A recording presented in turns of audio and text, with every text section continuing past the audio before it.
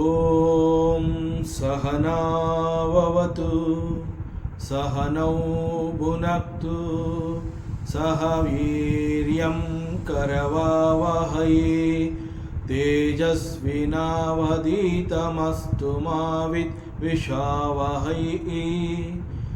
ಓಂ ಶಾಂತಿ ಶಾಂತಿ ಶಾಂತಿ. ಶ್ರೀಕೃಷ್ಣ ಸರ್ವವು ನಿನ್ನ ಸೇವೆಯಾಗಲಿ ಸ್ವಾಮಿ. ಎಲ್ಲ ಆಧ್ಯಾತ್ಮ ಬಂಧುಗಳಿಗೂ ನಮಸ್ಕಾರ ಮತ್ತು ಜ್ಞಾನದರ್ಶನಂ ವೇದಿಕೆಗೆ ಸ್ವಾಗತ. ಧ್ವನಿ ಗುರುದೇವದಾಗಿರಲಿ, ವಿಚಾರ ಪರಮಾತ್ಮನದಾಗಿರಲಿ, ಹಾಗೂ ಇದು ನನ್ನದಲ್ಲದ ಕರ್ಮವಾಗಲಿ. ಶ್ರೀಮದ್ ಭಾಗವತ ಮಹಾಪುರಾಣ 11ನೇ ಸ್ಕಂದ ಮಂಗಳಾಚರಣೆ.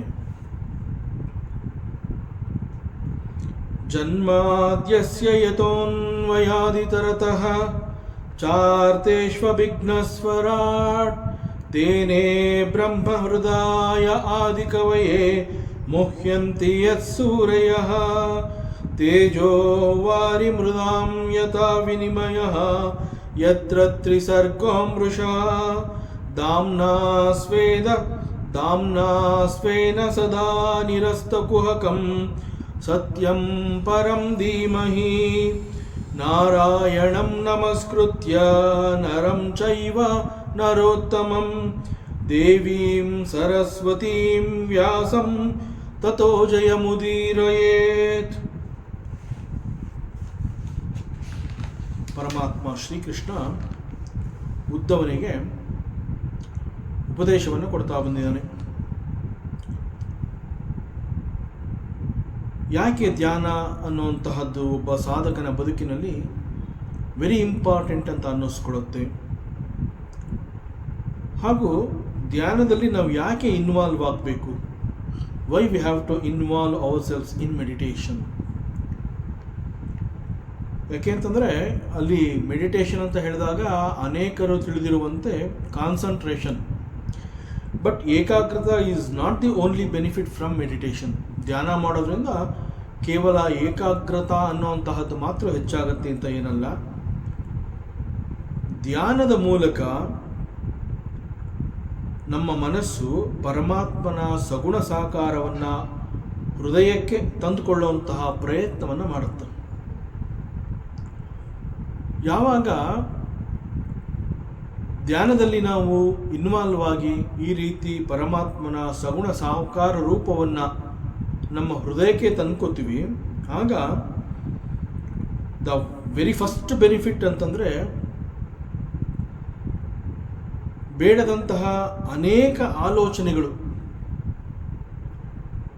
ಹಾಗೂ ಬ್ಯಾಡ್ ಥಾಟ್ಸ್, ಕೆಟ್ಟ ಆಲೋಚನೆಗಳು, they don't rush into our mind. ಹೇಗೆ? How it is possible? Because in meditation, in ಧ್ಯಾನ, ಪರಮಾತ್ಮನ ಸಗುಣ ಸಾಕಾರ ರೂಪವನ್ನು ನಾವು ನಮ್ಮ ಹೃದಯಕ್ಕೆ ತಂದ್ಕೋತೀವಿ ಅಂತ ಹೇಳಿದ್ರೆ, ಹೌ ದಿಸ್ ಈಸ್, ಈ ಒಂದು ಪ್ರೋಸೆಸ್ ಹೇಗೆ ನಡೆಯುತ್ತೆ, ಹೌ ಇಟ್ ಈಸ್ ಪಾಸಿಬಲ್ ಅಂತಂದರೆ ವಿ ಯೂಸ್ ದಿ ಮೈಂಡ್, ಮನಸ್ಸನ್ನು ಉಪಯೋಗಿಸ್ಕೋತೀವಿ. ಮನಸ್ಸು ಯಾವಾಗ ನಮ್ಮ ಇಷ್ಟ ದೈವ, ನಾವು ಪರಮಾತ್ಮನನ್ನು ಅವನು ಯಾವ ರೂಪದಿಂದ ಇರ್ತಾನೆ, ಯಾವ ರೂಪದಲ್ಲಿ ಇರಬೇಕು ಅನ್ನುವಂತಹದ್ದನ್ನು ನಾವು ಭಾವಿಸಿರ್ತೀವಿ, ಅಂತಹ ಒಂದು ರೂಪವನ್ನು, ಪರಮಾತ್ಮನ ರೂಪವನ್ನು ನಮ್ಮ ಮನಸ್ಸು ನಮಗೆ ಬಹಳ ಹತ್ತಿರಕ್ಕೆ ತಂದುಕೊಡುವಂತಹ ಪ್ರಯತ್ನವನ್ನು ಮಾಡ್ತಾ ಇರುತ್ತೆ. This is possible only in meditation. So ಯಾವಾಗ ಮನಸ್ಸು ಈ ಒಂದು ಬಹಳ ಪ್ರಮುಖವಾದ ಕೆಲಸದಲ್ಲಿ ತನ್ನನ್ನು ಸಂಪೂರ್ಣವಾಗಿ ಅದು ಮುಳುಗಿಸ್ಕೊಂಡಿರುತ್ತೆ, ಆಗ ಮನಸ್ಸು ಅಂತ ಹೇಳಿದಾಗ ಸಾಮಾನ್ಯವಾಗಿ ನಮಗೆಲ್ರಿಗೂ ಗೊತ್ತಿದೆ, continuous flow of thoughts, it's is called the mind. But the same mind ಯಾವಾಗ ಇದು ಮತ್ತೊಂದು ಕೆಲಸದಲ್ಲಿ ಮಗ್ನವಾಗಿರುತ್ತೆ, ಮತ್ತೊಂದು ಕೆಲಸವನ್ನು ಮಾಡ್ತಾ ಇರುತ್ತೆ, ಆಗ ಮನಸ್ಸಿನಲ್ಲಿ ಯಾವ ರೀತಿಯ ಆಲೋಚನೆಗಳು ಕೂಡ ಹರಿದಾಡೋದಿಲ್ಲ. ಒಂದು ವೇಳೆ ಅಲ್ಲಿ ಆಲೋಚನೆಗಳಿದೆ ಅಂತಂದರೆ very less number of thoughts. ಜೊತೆಗೆ ಇದು ವೆರಿ ಇಂಪಾರ್ಟೆಂಟ್ ಅಂತಂದರೆ ಬ್ಯಾಡ್ ಥಾಟ್ಸ್. ಸಾಮಾನ್ಯವಾಗಿ ಮನುಷ್ಯ ಯೋಚನೆಗಳು ಮನಸ್ಸಿಗೆ ಬರ್ತಾ ಇದೆ ಅಂತಂದಾಗ ಅದನ್ನು ತಡೆಯುವಂತಹ ಪ್ರಯತ್ನವನ್ನು ಮಾಡಿದ್ರು, ಮಾಡದೆ ಹೋದರೂ ಅಲ್ಲಿ ಕೆಟ್ಟ ಆಲೋಚನೆಗಳು ಅನ್ನುವಂತಹದ್ದು ಕೂಡ ಕಂಟಿನ್ಯೂಸ್ ಆಗಿ ನುಗ್ಗುವಂತಹ ಪ್ರಯತ್ನವನ್ನು ಮಾಡುತ್ತೆ. ಸೊ ಧ್ಯಾನದ ಮೂಲಕ ಮನಸ್ಸನ್ನು ನಮಗೆ ಪರಮಾತ್ಮನನ್ನು ತಂದುಕೊಡು ಅಂತ ಹೇಳಿರ್ತೀವಲ್ಲ, ಈ ಕಾರಣದಿಂದ ಫಸ್ಟ್ ಆಫ್ ಆಲ್ ಮನಸ್ಸಿನಲ್ಲಿ ಯೋಚನೆಗಳು ಕಡಿಮೆ ಆಗುತ್ತೆ. ಎರಡನೇದಾಗಿ ದಿ ಬ್ಯಾಡ್ ಥಾಟ್ಸ್ ಅಂತ ನಾವೇನು ಹೇಳ್ತೀವಿ ಅದು ಕೂಡ they don't rush into our mind. This is the greatest benefit from the dhyana. So by bringing ಸಗುಣ ಸಾಕಾರ ರೂಪ ಇಂಟು ಅವರ್ ಹಾರ್ಟ್, ಈ ಒಂದು ಬೆನಿಫಿಟ್ನ ನಾವು ಪಡ್ಕೋತೀವಿ. ಇದರ ಜೊತೆಗೆ ಇನ್ನೂ ಒಂದು ಅತ್ಯಮೂಲ್ಯವಾದ ಬೆನಿಫಿಟ್ ಕೂಡ ಇದೆ. ಯಾವಾಗ ನಾವು ಪರಮಾತ್ಮನನ್ನು ನಮ್ಮ ಹೃದಯದಲ್ಲಿ, ಆ ಪರಮಾತ್ಮನ ಸಗುಣ ಸಾಕಾರ ರೂಪವನ್ನು ನಮ್ಮ ಹೃದಯದಲ್ಲಿ ನೆಲೆಗೊಳಿಸುವಂತೆ ಮಾಡಿಕೊಳ್ಳುವಂತಹ ಪ್ರಯತ್ನವನ್ನು ಮಾಡ್ತಾ ಇರ್ತೀವಿ, ಆಗ ಪರಮಾತ್ಮನ ಕ್ವಾಲಿಟೀಸ್ ಅಂತ ನಾವು ಏನು ತಿಳ್ಕೊಂಡಿರ್ತೀವಿ, ಆ ಪರಮಾತ್ಮನ ಎಲ್ಲ ಕ್ವಾಲಿಟೀಸ್ಗಳು ಕೂಡ ನಮ್ಮಲ್ಲಿ ರಿಫ್ಲೆಕ್ಟ್ ಆಗೋದಕ್ಕೆ ಪ್ರಾರಂಭ ಆಗುತ್ತೆ. All his qualities starts reflecting in that particular devotee when he starts or when he involves in meditation. ಅದರಿಂದ ಯದ್ಭಾವಂ ತದ್ಭವತಿ ಅಂತ ಹೇಳ್ತಾರೆ. ಸೊ ನೀನು ಯಾವ ರೀತಿಯ ಭಾವನೆಗಳನ್ನು ಹುಟ್ಟು ಹಾಕ್ತೀಯ ಅದು ಆ ರೀತಿಯಲ್ಲೇ ನಿನ್ನಲ್ಲಿ ನಡೆಯುತ್ತೆ. ಸೊ ಭಗವಂತನನ್ನು ಹೃದಯದಲ್ಲಿ ಇಟ್ಕೋತೀನಿ ಅನ್ನುವಂತಹ ಪ್ರಯತ್ನವನ್ನು ನೀನು ಮಾಡಿದಾಗ ನ್ಯಾಚುರಲಿ ಅವನ ಕ್ವಾಲಿಟೀಸ್ ಎಲ್ಲ ನಿನಗೆ ಅರ್ಥ ಆಗ್ತಾ ಬರುತ್ತೆ. ಆ ಎಲ್ಲ ಕ್ವಾಲಿಟೀಸುಗಳು ಕೂಡ ನಿನ್ನಲ್ಲಿ ರಿಫ್ಲೆಕ್ಟ್ ಆಗ್ತಾ ಬರುತ್ತೆ. So you start accepting those qualities are the best qualities.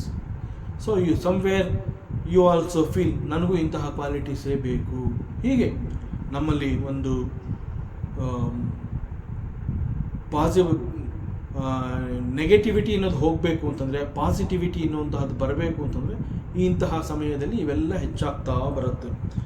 So ಒಬ್ಬ ಭಕ್ತ ಆರ್ ಸಾಧಕ ಹೀಗೆ ನಿರಂತರವಾಗಿ ಧ್ಯಾನವನ್ನು ಅಭ್ಯಾಸ ಮಾಡುವಾಗ it is possible that he is very easily get carried away by the Siddis also.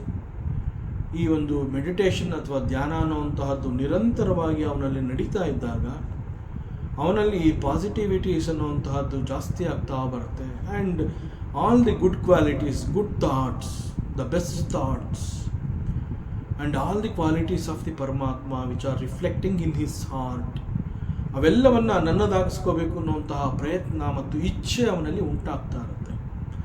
So ಯಾವಾಗ ಇಂತಹ ಒಂದು ಮೆಡಿಟೇಷನ್ ಅಥವಾ ಧ್ಯಾನ ಅನ್ನುವಂತಹದ್ದು ತೀವ್ರವಾಗಿ ಅವನಲ್ಲಿ ನಡೀತಾ ಇರುತ್ತೆ, ಆಗ ನಿಧಾನವಾಗಿ ಅವನಲ್ಲಿ ಅನೇಕ ಸಿದ್ಧಿಗಳು ಅವನನ್ನು ಪ್ರವೇಶ ಮಾಡುತ್ತೆ.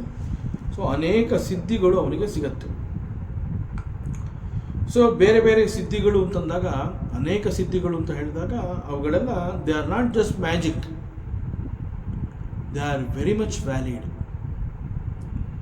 ಮ್ಯಾಜಿಕ್ ಅಂದ ತಕ್ಷಣ ಇಟ್ ಈಸ್ ನಾಟ್ ಭ್ರಮೆ. So they are valid. ಯಾಕೆ ಅಂತಂದರೆ ನೇರವಾಗಿ ನಮ್ಮ ಅನುಭವಕ್ಕೆ ಅವುಗಳು ಬರೋದರಲ್ಲಿ ಅನುಮಾನವೇ ಇಲ್ಲ. ಅನೇಕ ಸಿದ್ಧಿಗಳು ನಾನು ಸಿದ್ಧಿಸ್ಕೊಂಡಿದ್ದೀನಿ ಮತ್ತು ಅದೆಲ್ಲ ನಡೀತಾ ಇದೆ ಅಂತಂದಾಗ they are called the experiences and which you are experiencing. ಅವುಗಳೆಲ್ಲ ನಿನ್ನ ಅನುಭವಕ್ಕೆ ಬರ್ತಾ ಇದೆ ಅಂತಂದಾಗ ಅಷ್ಟು ಸಲೀಸಾಗಿ ಇಟ್ ಈಸ್ ಲೈಕ್ ಮ್ಯಾಜಿಕ್ ಅಥವಾ ಇದೊಂದು ಭ್ರಮೆ ಅಂತ ಅದನ್ನು ನೇರವಾಗಿ ತಿರಸ್ಕರಿಸೋದಕ್ಕೆ ಸಾಧ್ಯ ಇಲ್ಲ. ಸೊ ಅದೆಲ್ಲ ನಮ್ಮ ಅನುಭವಕ್ಕೆ ಬರ್ತಾ ಇರುತ್ತೆ, ಬರೋದರಲ್ಲಿ ಅನುಮಾನ ಕೂಡ ಇಲ್ಲ.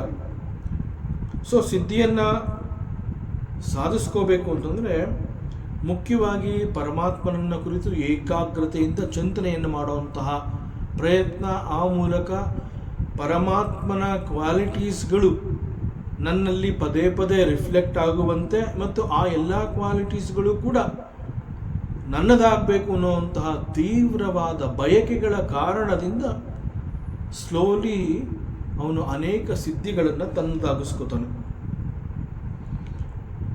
ಸೊ ಇವೆಲ್ಲ ಏನಾಗುತ್ತೆ ಅಂತಂದರೆ it is very easy for him to understand the leela and mahime of the Paramatma.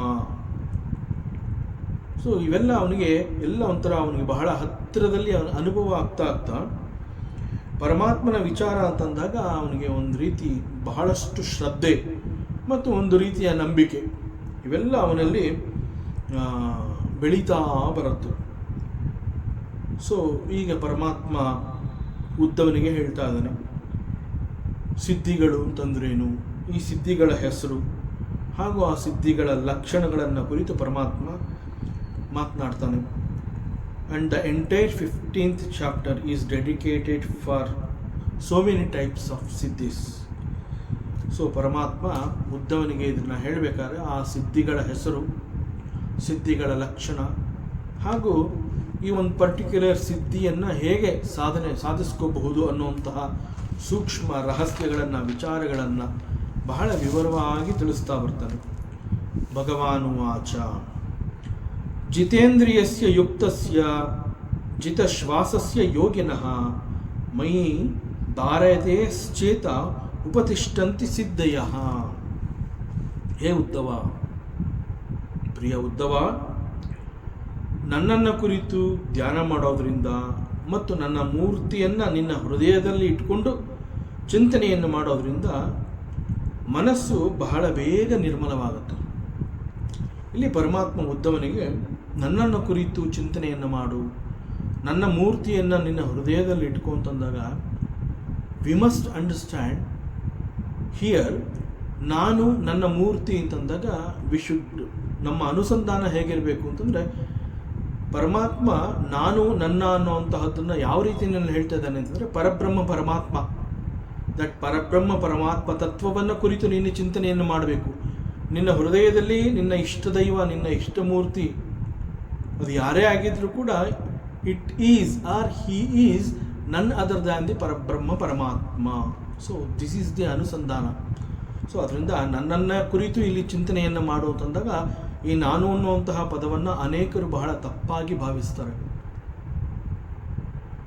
So ಇಲ್ಲಿ ನಾನು ಮತ್ತು ನನ್ನ, ಎಸ್ಪೆಷಲಿ ವೇದಾಂತವನ್ನು ಕುರಿತು ಚಿಂತನೆಯನ್ನು ಮಾಡುವಾಗ ನಾನು ನನ್ನದು ಅಂತ ಪರಮಾತ್ಮ ಹೇಳ್ಕೊತಾ ಇದ್ದಾನೆ ಅಂತಂದರೆ, he is that informing or he is telling it is Parabrahma Paramatma ತತ್ವ, ಅದನ್ನು ಕುರಿತು ಹೇಳ್ತಾ ಇದ್ದಾನೆ. ಹೀಗೆ ನನ್ನನ್ನು ಕುರಿತು ಚಿಂತನೆಯನ್ನು ಮಾಡೋದರಿಂದ ನಿನ್ನ ಮನಸ್ಸು ಬಹಳ ಬೇಗ ಪರಿಶುದ್ಧತೆಯನ್ನು ಹೊಂದುತ್ತೆ, ಬಹಳ ಬೇಗ ನಿರ್ಮಲವಾಗುತ್ತೆ. ಆದ್ದರಿಂದ ನಿನ್ನ ಮನಸ್ಸು ನಿರ್ಮಲವಾಗಬೇಕು ಅಂತಂದರೆ ನೀನು ಯಾವಾಗ ಧ್ಯಾನ ಅಂತ ಹೇಳಿ ಧ್ಯಾನಕ್ಕೆ ಕೂತ್ಕೋತೀಯ, ಆಗ ನೀನು ನನ್ನನ್ನೇ ಕುರಿತು ಚಿಂತನೆಯನ್ನು ಮಾಡು, ನನ್ನ ಮೂರ್ತಿಯನ್ನೇ ನಿನ್ನ ಹೃದಯದಲ್ಲಿ ಇಟ್ಕೋ ಅಂತ ಹೇಳ್ತಾ ಇದ್ದಾನೆ. So mind becomes very very pure. So ಇಂದ್ರಿಯಗಳ ಮೇಲೆ ಹತೋಟಿಯನ್ನು ಕೂಡ ವೆರಿ ಈಸಿಲಿ ಸಾಧಿಸಬಹುದು. ಜಿತಶ್ವಾಸ ಅಂತಂದರೆ ಯಾವ ಕ್ಷಣದಲ್ಲಿ you focus on your breath, ಉಸಿರಾಟದ ಮೇಲೆ ನೀನು ನಿನ್ನ ಗಮನವನ್ನು ಇರಿಸೋದಕ್ಕೆ ಯಾವ ಕ್ಷಣದಲ್ಲಿ ಸಾಧ್ಯವಾಗುತ್ತೆ, ಆ ಕ್ಷಣದಲ್ಲಿ mind becomes very very very peaceful.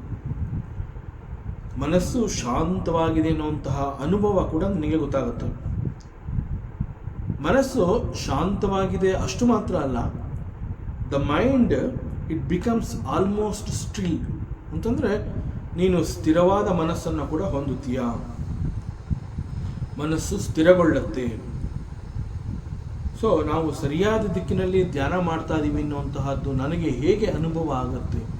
ಅನೇಕರಿಗೆ ಈ ಒಂದು ಪ್ರಶ್ನೆ ಬರುತ್ತೆ, ಎಷ್ಟು ದಿವಸದಿಂದ ನಾನು ಮೆಡಿಟೇಷನ್ ಅಥವಾ ಧ್ಯಾನ ಅಂತ ಮಾಡ್ತಾ ಇದ್ದೀನಿ, ನಾನು ಮಾಡ್ತಾ ಇರೋದು ಕರೆಕ್ಟಾ, ನಾನು ಫಾಲೋ ಮಾಡ್ತಾ ಇರೋಂತಹ ಪಾತ್ ಸರಿಯಾಗಿದೆಯಾ, ಅಥವಾ ನನ್ನಲ್ಲಿ ಏನಾದರೂ ಒಂದು ಬದಲಾವಣೆ ಆಗಿದೆಯಾ ಅಂತ ಅನೇಕರು ತಮ್ಮನ್ನು ತಾವೇ ಪ್ರಶ್ನೆ ಮಾಡ್ಕೋತಾರೆ. ಇಲ್ಲಿ ಪರಮಾತ್ಮ ಹೇಳಿರುವಂತಹ ರೀತಿಯೇ ಇಲ್ಲಿ ಈ ಭಾಗವತದ ಭಾಗ ತಿಳಿಸಿಕೊಟ್ಟಿದೆ. ಪರಮಾತ್ಮನನ್ನು ಕುರಿತು ಚಿಂತನೆಯನ್ನು ಮಾಡಿ ಅವನನ್ನು ಕುರಿತು ಧ್ಯಾನವನ್ನು ಮಾಡಿದಾಗ ಮನಸ್ಸಿನ ಪರಿಶುದ್ಧತೆಯನ್ನು ಅನುಭವಿಸಿದಂತಹ ಅನೇಕ ಅನುಭವಿಗಳು ತಮ್ಮಲ್ಲಿ ತಾವು ಕಂಡುಕೊಂಡಂತಹ ಆ ಒಂದು ಸ್ಥಿರತೆಯಿಂದ ಕೂಡಿರುವಂತಹ ಮನಸ್ಸಿನ ಅನುಭವವನ್ನು ಅನುಭವಿಸಿದಂತಹ ಅನೇಕ ಜ್ಞಾನಿಗಳು ಈಗ ಹೇಳ್ತಾ ಇದ್ದಾರೆ ಈ ರೀತಿ ಆಗತ್ತೆ ಅಂತ. ಸೊ ನಾನು ನಿನಗೆ ಹೇಳ್ತಾ ಇದ್ದೀನಿ ಅಂತಂದರೆ ಈಗಾಗಲೇ there are some people who have already experience this and they are expressing. That I am telling you ದವಾ. ನಾನು ಇದು ನನ್ನ ಮಾತುಗಳು ಅಂತ ಹೇಳ್ತಾ ಇಲ್ಲ. ನನ್ನನ್ನು ಕುರಿತು ಚಿಂತನೆಯನ್ನು ಮಾಡೋದ್ರಿಂದ, ನನ್ನ ಮೂರ್ತಿಯನ್ನು ನೀನು ಹೃದಯದಲ್ಲಿ ಇಟ್ಕೊಂಡು ಧ್ಯಾನ ಮಾಡೋದ್ರಿಂದ ನಿನ್ನ ಮನಸ್ಸು ಬಹಳ ಬೇಗ ಪರಿಶುದ್ಧತೆಯನ್ನು ಹೊಂದುತ್ತೆ, ನಿರ್ಮಲವಾಗತ್ತೆ, ಮನಸ್ಸಿನಲ್ಲಿ ಸ್ಥಿರತೆ ಸಿಗುತ್ತೆ, ಮೈಂಡ್ ಬಿಕಮ್ಸ್ ವೆರಿ ಸ್ಟಿಲ್ ಅಂತ ನಾನು ಹೇಳ್ತಾ ಇದ್ದೀನಿ. ಅಂತಂದರೆ ಇದನ್ನು ಈಗಾಗಲೇ ಅನೇಕ ಅನುಭವಿಗಳು ಅನುಭವಿಸಿ ಆಗಿದೆ. ಅವರು ಅನುಭವಿಸಿರೋದನ್ನು ಇಲ್ಲಿ ಎಕ್ಸ್ಪ್ರೆಸ್ ಮಾಡಿದಾರಲ್ಲ, ಅಂತಹದನ್ನು ನಾನು ನಿನಗೆ ಹೇಳ್ತಾ ಇದ್ದೀನಿ. ಅದರಿಂದ ನೀನು ನನ್ನನ್ನು ನಂಬು ಅಂತ ಹೇಳ್ತಿಲ್ಲ, ನನ್ನ ಭಕ್ತರು ಈ ಅನುಭವಗಳನ್ನು ಪಡ್ಕೊಂಡಿದ್ದಾರಲ್ಲ, ನನ್ನ ಭಕ್ತರ ಅನುಭವಗಳನ್ನು ನೀನು ನಂಬು ಅನ್ನುವ ರೀತಿಯಲ್ಲಿ ನಮ್ಮಲ್ಲಿರುವಂತಹ ಡೌಟ್ನ ಕ್ಲಿಯರ್ ಮಾಡೋದಕ್ಕೆ ಭಾಗವತದ ಈ ಭಾಗದಲ್ಲಿ ಪರಮಾತ್ಮ ಶ್ರೀಕೃಷ್ಣ ಇದನ್ನು ಉದಾಹರಿಸಿ ಈ ರೀತಿ ಹೇಳಿದ್ದಾನೆ. ಸೊ ಅದರಂತೆಯೇ ನೀನು ಕೂಡ ಈಗ ಈ ರೀತಿ ಧ್ಯಾನವನ್ನು ಮಾಡು. ಬಟ್ ಇಷ್ಟೆಲ್ಲ ಆದ್ರೂ ಮತ್ತೆ ಮತ್ತೆ ಅನೇಕರಲ್ಲಿ ಪ್ರಶ್ನೆ ಮೂಡ್ತಾನೆ ಇರುತ್ತೆ. ಎಲ್ಲರೂ ಹೇಳಿರುವಂತೆಯೇ ನಾನು ಧ್ಯಾನವನ್ನು ಮಾಡ್ತಾ ಇದ್ದೀನಿ, ಆದರೂ ಕೂಡ ಇನ್ ಸ್ಪೈಟ್ ಆಫ್ ದಿಸ್ ನನಗೆ ಹೇಗೆ ಗೊತ್ತಾಗಬೇಕು I am in the right path? ಅನೇಕರು ದಿನನಿತ್ಯ ಧ್ಯಾನವನ್ನು ಮಾಡಬೇಕು ಅನ್ನುವಂತಹದ್ದನ್ನು ಒಂದು ರೀತಿಯ ನಿಯಮ ಅಂತ ಭಾವಿಸ್ತಾರೆ ಇಲ್ಲಿ. ಸೊ ಯಾವಾಗ ನಾನು ಇದನ್ನು ಮಾಡಬೇಕು ಅನ್ನುವಂತಹ ಒಂದು ಬಲವಂತ ಪ್ರಯೋಗದಲ್ಲಿ ಅವರು ಮಾಡ್ತಾರೆ, ಆಗ ಅವರು ಧ್ಯಾನದಲ್ಲೇ ಕೂತಿದ್ರು ಕೂಡ, ಧ್ಯಾನದಲ್ಲಿ ಮುಳುಗಿದ್ರು ಕೂಡ ಅವರಲ್ಲಿ ನುಗ್ಗುತ್ತಾ ಇರುವಂತಹ ಆಲೋಚನೆಗಳಿಗೇನು ಕಡಿಮೆ ಇಲ್ಲ.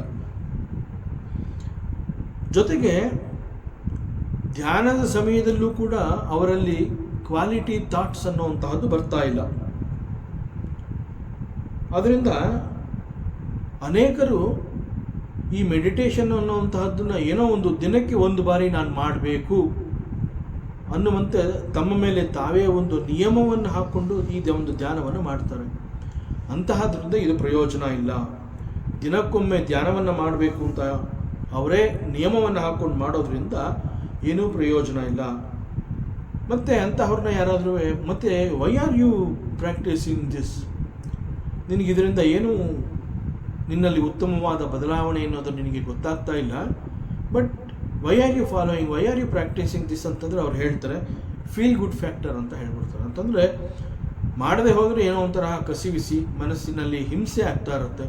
ಇವತ್ತು ನಾನು ಧ್ಯಾನವನ್ನು ಮಾಡಲಿಲ್ಲ, ಜಪ ಮಾಡಲಿಲ್ಲ, ಪರಮಾತ್ಮನನ್ನು ಕುರಿತು ನಾನು ಈ ಒಂದು ಪ್ರಯತ್ನವನ್ನು ಮಾಡಲಿಲ್ಲ ಅಂತ ಅವರಲ್ಲಿ ಏನೋ ಒಂದು ಮಿಸ್ಸಿಂಗ್ ಇದು ಕೊರತೆ ಅವರಲ್ಲಿ ಭಾವಿಸ್ತಾ ಇರುತ್ತೆ. ಆಗ ಅದ್ರ ಬದಲು ಏನು ಬದಲಾವಣೆ ಆಗುತ್ತೋ ಬಿಡುತ್ತೋ, ಧ್ಯಾನ ಅಂತ ಹೇಳಿ ಒಂದ್ಸಲಿ ಮಾಡಿಬಿಟ್ರೆ ಇವತ್ತು ನಾನು ಧ್ಯಾನ ಮಾಡಿದ್ದೀನಿ ಅಂತ ಹೇಳ್ಕೋಬಹುದಲ್ಲ, ಆ ರೀತಿಯೇ that is called the feel good factor. So ಈ ರೀತಿ ಕೆಲವರು ಈ ಒಂದು ಕುರುಡು ನಂಬಿಕೆ ಇಟ್ಕೊಂಡು ಧ್ಯಾನವನ್ನು ಮಾಡ್ತಾರೆ. ಆ ರೀತಿ ಮಾಡಿದ್ರೆ ಈ ಧ್ಯಾನದಿಂದ ಅವರಿಗೆ ಏನು ಕೂಡ ಪ್ರಯೋಜನ ಆಗಲ್ಲ. ಆದ್ದರಿಂದ ಇಲ್ಲಿ ಪರಮಾತ್ಮ ಏನು ಹೇಳಿದ್ದಾನೆ, ಯಾವ ರೀತಿ ಮಾರ್ಗವನ್ನು ತೋರಿಸಿದ್ದಾನೆ ಮತ್ತು ಅದನ್ನು ಅನುಭವಿಸಿದಂಥ ಅನುಭವಿಗಳು ಹೇಳಿರುವ ಈ ಎಲ್ಲವನ್ನ ತಿಳ್ಕೊಂಡು ಆ ಪ್ರಕಾರ ಧ್ಯಾನವನ್ನು ಮಾಡಬೇಕು. ಸೊ ಆದ್ದರಿಂದ ಇಲ್ಲಿ ಧ್ಯಾನ ನನ್ನಲ್ಲಿ ಸರಿಯಾಗಿ ನಡೀತಾ ಇದೆಯಾ ಅನ್ನುವಂತಹ ಪ್ರಶ್ನೆ ಬಂದರೆ, ಆ ಪ್ರಶ್ನೆಗೆ ಫಸ್ಟು ಮತ್ತೆ ನನ್ನನ್ನು ನಾನೇ ಕ್ವಶನ್ ಮಾಡ್ಕೋಬೇಕಾಗತ್ತೆ. ನಾನು ಧ್ಯಾನದಲ್ಲಿ ಸರಿಯಾಗಿ ಇನ್ವಾಲ್ವ್ ಆಗಿದ್ದೀನಾ ಅನ್ನುವಂತಹ ಪ್ರಶ್ನೆಯನ್ನು ನಾನೇ ಹಾಕ್ಕೊಂಡು ಅದಕ್ಕೆ ನಾನು ಉತ್ತರ ನನಗೆ ಸಿಕ್ಕಿದ್ರೆ ನನ್ನ ಧ್ಯಾನ ಸರಿಯಾಗಿದೆಯಾ ಅನ್ನುವಂತಹದ್ದಕ್ಕೆ ಕೂಡ ಉತ್ತರ ಸಿಗುತ್ತೆ. So it's A self test. So ನಾವೇ ಇದನ್ನು ಚೆಕ್ ಮಾಡ್ಕೋಬೋದು, ಆಡಿಟ್ ಮಾಡ್ಕೋಬೋದು. ಸೊ ಮೆಡಿಟೇಷನ್ ಅಂತ ಹೇಳಿದಾಗ ಮುಖ್ಯವಾಗಿ ಬೇಕಾಗಿರುವಂತಹದ್ದು ಇಂಟೆನ್ಸಿಟಿ, ತೀವ್ರತೆ ಮತ್ತು ಪ್ಯೂರಿಟಿ, ಪರಿಶುದ್ಧವಾದ ಮನಸ್ಸಿನಿಂದ ಕೂತ್ಕೋಬೇಕಾಗತ್ತೆ. ಆಗ ಅಲ್ಲಿ ಒಂದು ಉತ್ತಮ ಬದಲಾವಣೆ ನನ್ನಲ್ಲಿ ಆಗಬೇಕು ಅನ್ನುವಂತಹ ಒಂದು ಆಸೆ ಕೂಡ ನಮ್ಮಲ್ಲಿರಬೇಕು. ನನ್ನಲ್ಲಿ ಬದಲಾವಣೆ ಆಗಬೇಕು, ನಾನು ಒಂದು ಬದಲಾವಣೆಯನ್ನು ಈ ಮೂಲಕ ನೋಡಬೇಕು ಅನ್ನುವಂತಹ ಒಂದು ಬಯಕೆ ಕೂಡ ನನ್ನಲ್ಲಿ ಇರಬೇಕು. ಆಗ ನಾವೇ ಅಬ್ಸರ್ವ್ ಮಾಡ್ತಾ ಹೋಗಬೇಕು. ಸೊ ಹೀಗೆ ಧ್ಯಾನ ಅಂತ ಕುಳಿತ ಕೆಲವೇ ಕ್ಷಣದಲ್ಲಿ ಶಾಂತತೆಯ ಅನುಭವ ಕೂಡ ಆಗುತ್ತೆ. ಸೊ ಈ ಒಂದು ಸ್ಟಿಲ್ನೆಸ್ ಅಥವಾ ಮನಸ್ಸಿನ ಸ್ಥಿರತೆ ಅಂತ ಏನು ಅನೇಕರು ಅನುಭವಿಸಿದರೆ, ಈ ಅನುಭವಗಳು ನನಗೂ ಕೂಡ ಆಗ್ತಾ ಇದೆ ಅನ್ನುವಂತಹದ್ದು ನಿಧಾನವಾಗಿ ನಮ್ಮೆಲ್ಲರಿಗೂ ಕೂಡ, ಯಾರು ಹೆಚ್ಚು ಆಸಕ್ತಿಯಿಂದ ಮಾಡ್ತಾರೆ ಅವರೆಲ್ಲರಿಗೂ ಕೂಡ ಈ ಒಂದು ಅನುಭವ ಆಗುತ್ತೆ. ಆಗ ಅವರ ಮನಸ್ಸಿನಲ್ಲಿ ನುಗ್ಗುತ್ತಾ ಇರುವಂತಹ number of thoughts and the number of bad thoughts and good thoughts ಇವೆಲ್ಲ ಎಷ್ಟೆಷ್ಟು ಪ್ರಮಾಣದಲ್ಲಿ ನನ್ನ ಮನೋಸಾಗರದಲ್ಲಿ ಅವುಗಳೆಲ್ಲ ಇದೆ ಅನ್ನುವಂತಹ ಅನೇಕ ಸತ್ಯಗಳು ಕೂಡ ಬೆಳಕಿಗೆ ಬರುತ್ತವೆ. So we should be in a position to handle the thoughts. ಆಗ ಇವೆಲ್ಲ ನಮಗೆ ಗೊತ್ತಾಗ್ತಾ ಇದೆ ಅಂತಂದಾಗ it is very easy for us to handle our thoughts. ಇದೆಲ್ಲದರ ಜೊತೆಗೆ ಅನದರ್ ಸತ್ಯ, ದ ಟ್ರೂತ್ ಏನು ಅಂತಂದರೆ, the mind is available for me ಅನ್ನುವಂತಹ ಒಂದು ಸತ್ಯ ಕೂಡ ನಮಗೆ ಗೊತ್ತಾಗುತ್ತೆ. So breathing becomes very deep and slow. ಬಹಳ ಶಾಂತವಾಗಿ ನಮ್ಮಲ್ಲಿ ಉಸಿರಾಟ ನಡೀತಾ ಇರುತ್ತೆ. ಎಲ್ಲೂ ಕೂಡ ಆತುರತೆ ಕಾತುರತೆ ಇಲ್ಲ. ಉಸಿರು ಒಳಗೆ ಬರುವಂತಹ ಮತ್ತು ಹೊರ ಹೋಗುವಂತಹದ್ದು ಬಹಳ ಶಾಂತವಾಗಿ ನಮ್ಮಲ್ಲಿ ನಿಧಾನವಾಗಿ ನಡೀತಾ ಹೋಗುತ್ತೆ. ಸೊ ಈ ಒಂದು ಸ್ಲೋ ಬ್ರೀತಿಂಗ್ ಇದು ಮನಸ್ಸಿನ ಸಮಾಧಾನವನ್ನು ಬಹಳಷ್ಟು ಕಾಯ್ಕೊಳ್ಳುತ್ತೆ. ಸೊ ದಿಸ್ ಈಸ್ ಕಾಲ್ಡ್ ಮೈ ಧಾರಯತಃ. So the mind is withdrawn from the outer world. ಮನಸ್ಸು ಅನ್ನುವಂತಹದ್ದು ಕೂಡ ಒಂದು ಸೂಕ್ಷ್ಮವಾದ ಇಂದ್ರಿಯ. ಹೇಗೆ ನಮ್ಮ ಪಂಚೇಂದ್ರಿಯಗಳು ಹೊರ ಪ್ರಪಂಚದಲ್ಲಿ ನುಗ್ಗುವಂತಹ ಅಭ್ಯಾಸವನ್ನು ಮಾಡಿಕೊಂಡಿದೆ, ಅವುಗಳಿಗೆ ಈ ಮನಸ್ಸು ಅನ್ನುವಂತಹದ್ದು ಲೀಡರ್. ಮನಸ್ಸು ಕೂಡ ಒಂದು ಕ್ಷಣ ನಮ್ಮ ಜೊತೆ ಇರೋದಿಲ್ಲ. ಸಿಕ್ಕ ಒಂದು ಅವಕಾಶದಲ್ಲಿ ಬಹಳಷ್ಟು ದೂರಕ್ಕೆ ಹಾರಿ ಹೋಗಿರುತ್ತೆ ಮನಸ್ಸು.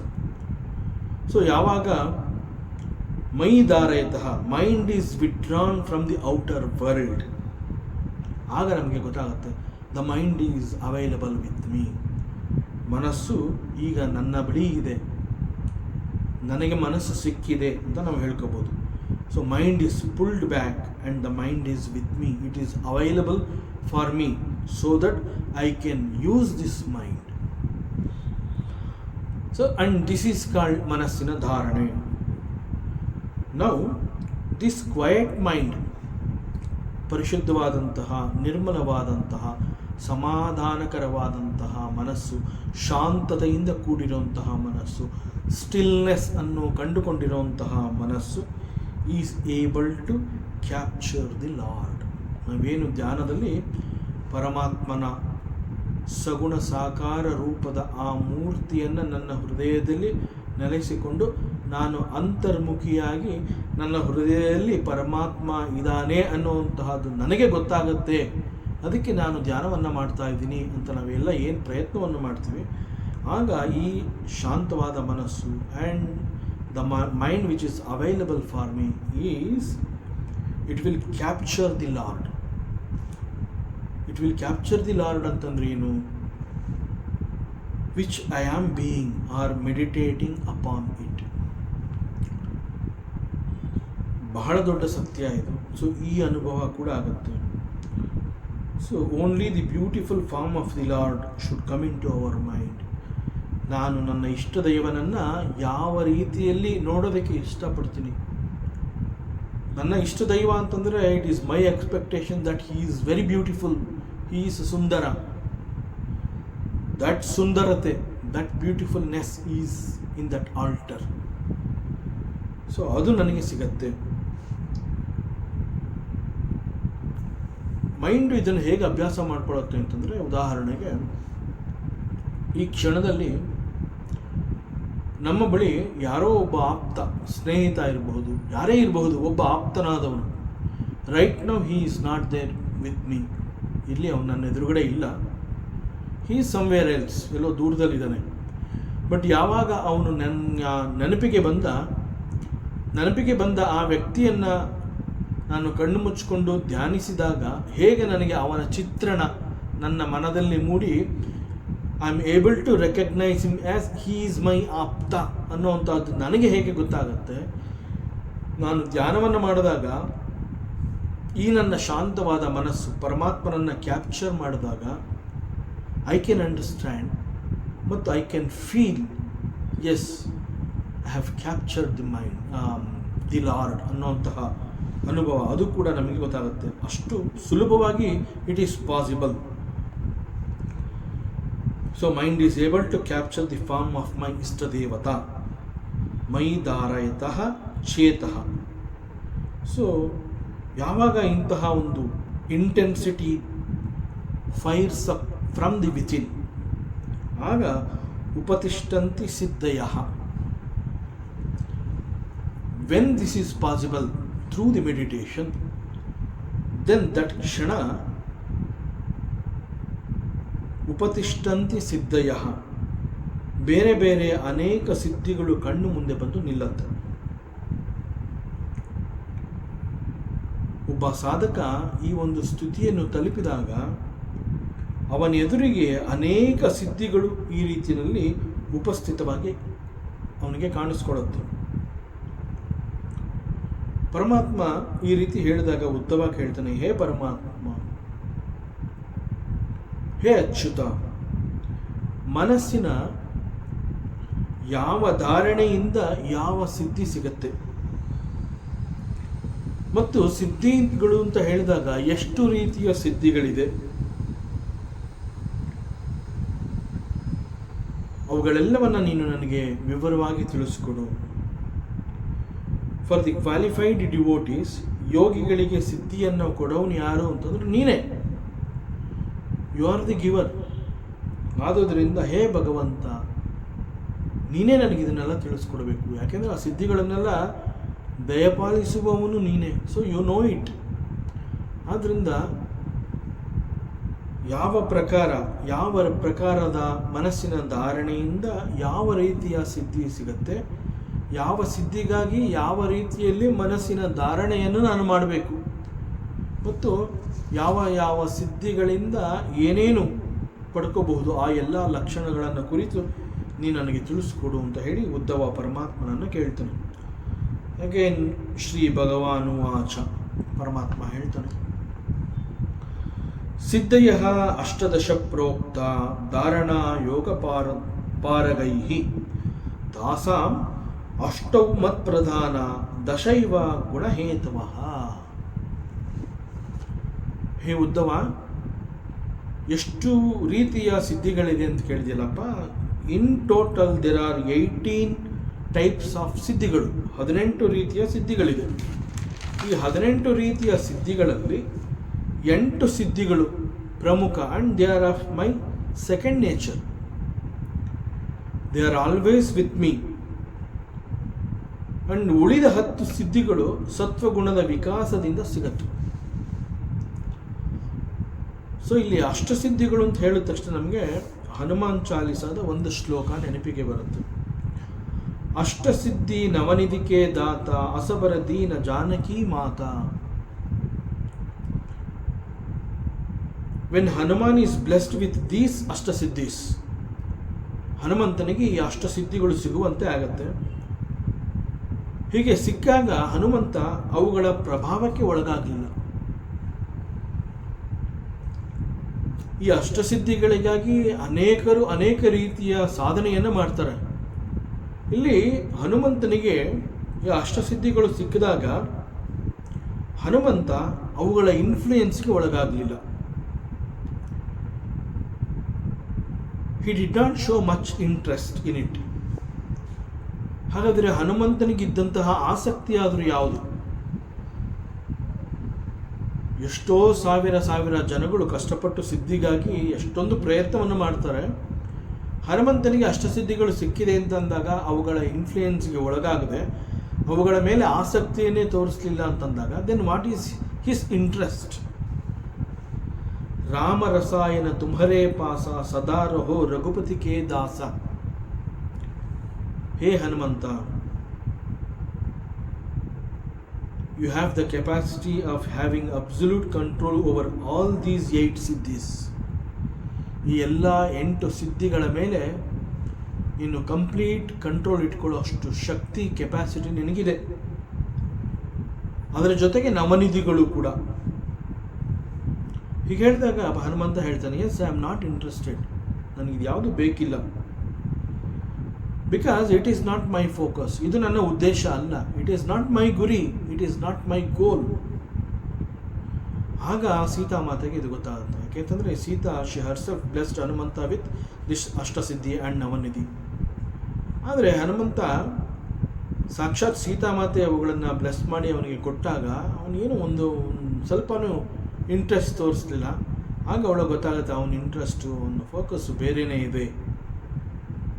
ಕೇಳ್ತಾಳೆ, why you are not showing interest? ಇಲ್ಲ, ಇದು ನನಗೆ ಬೇಕಿಲ್ಲ, it is not my goal, it is not my ಉದ್ದೇಶ.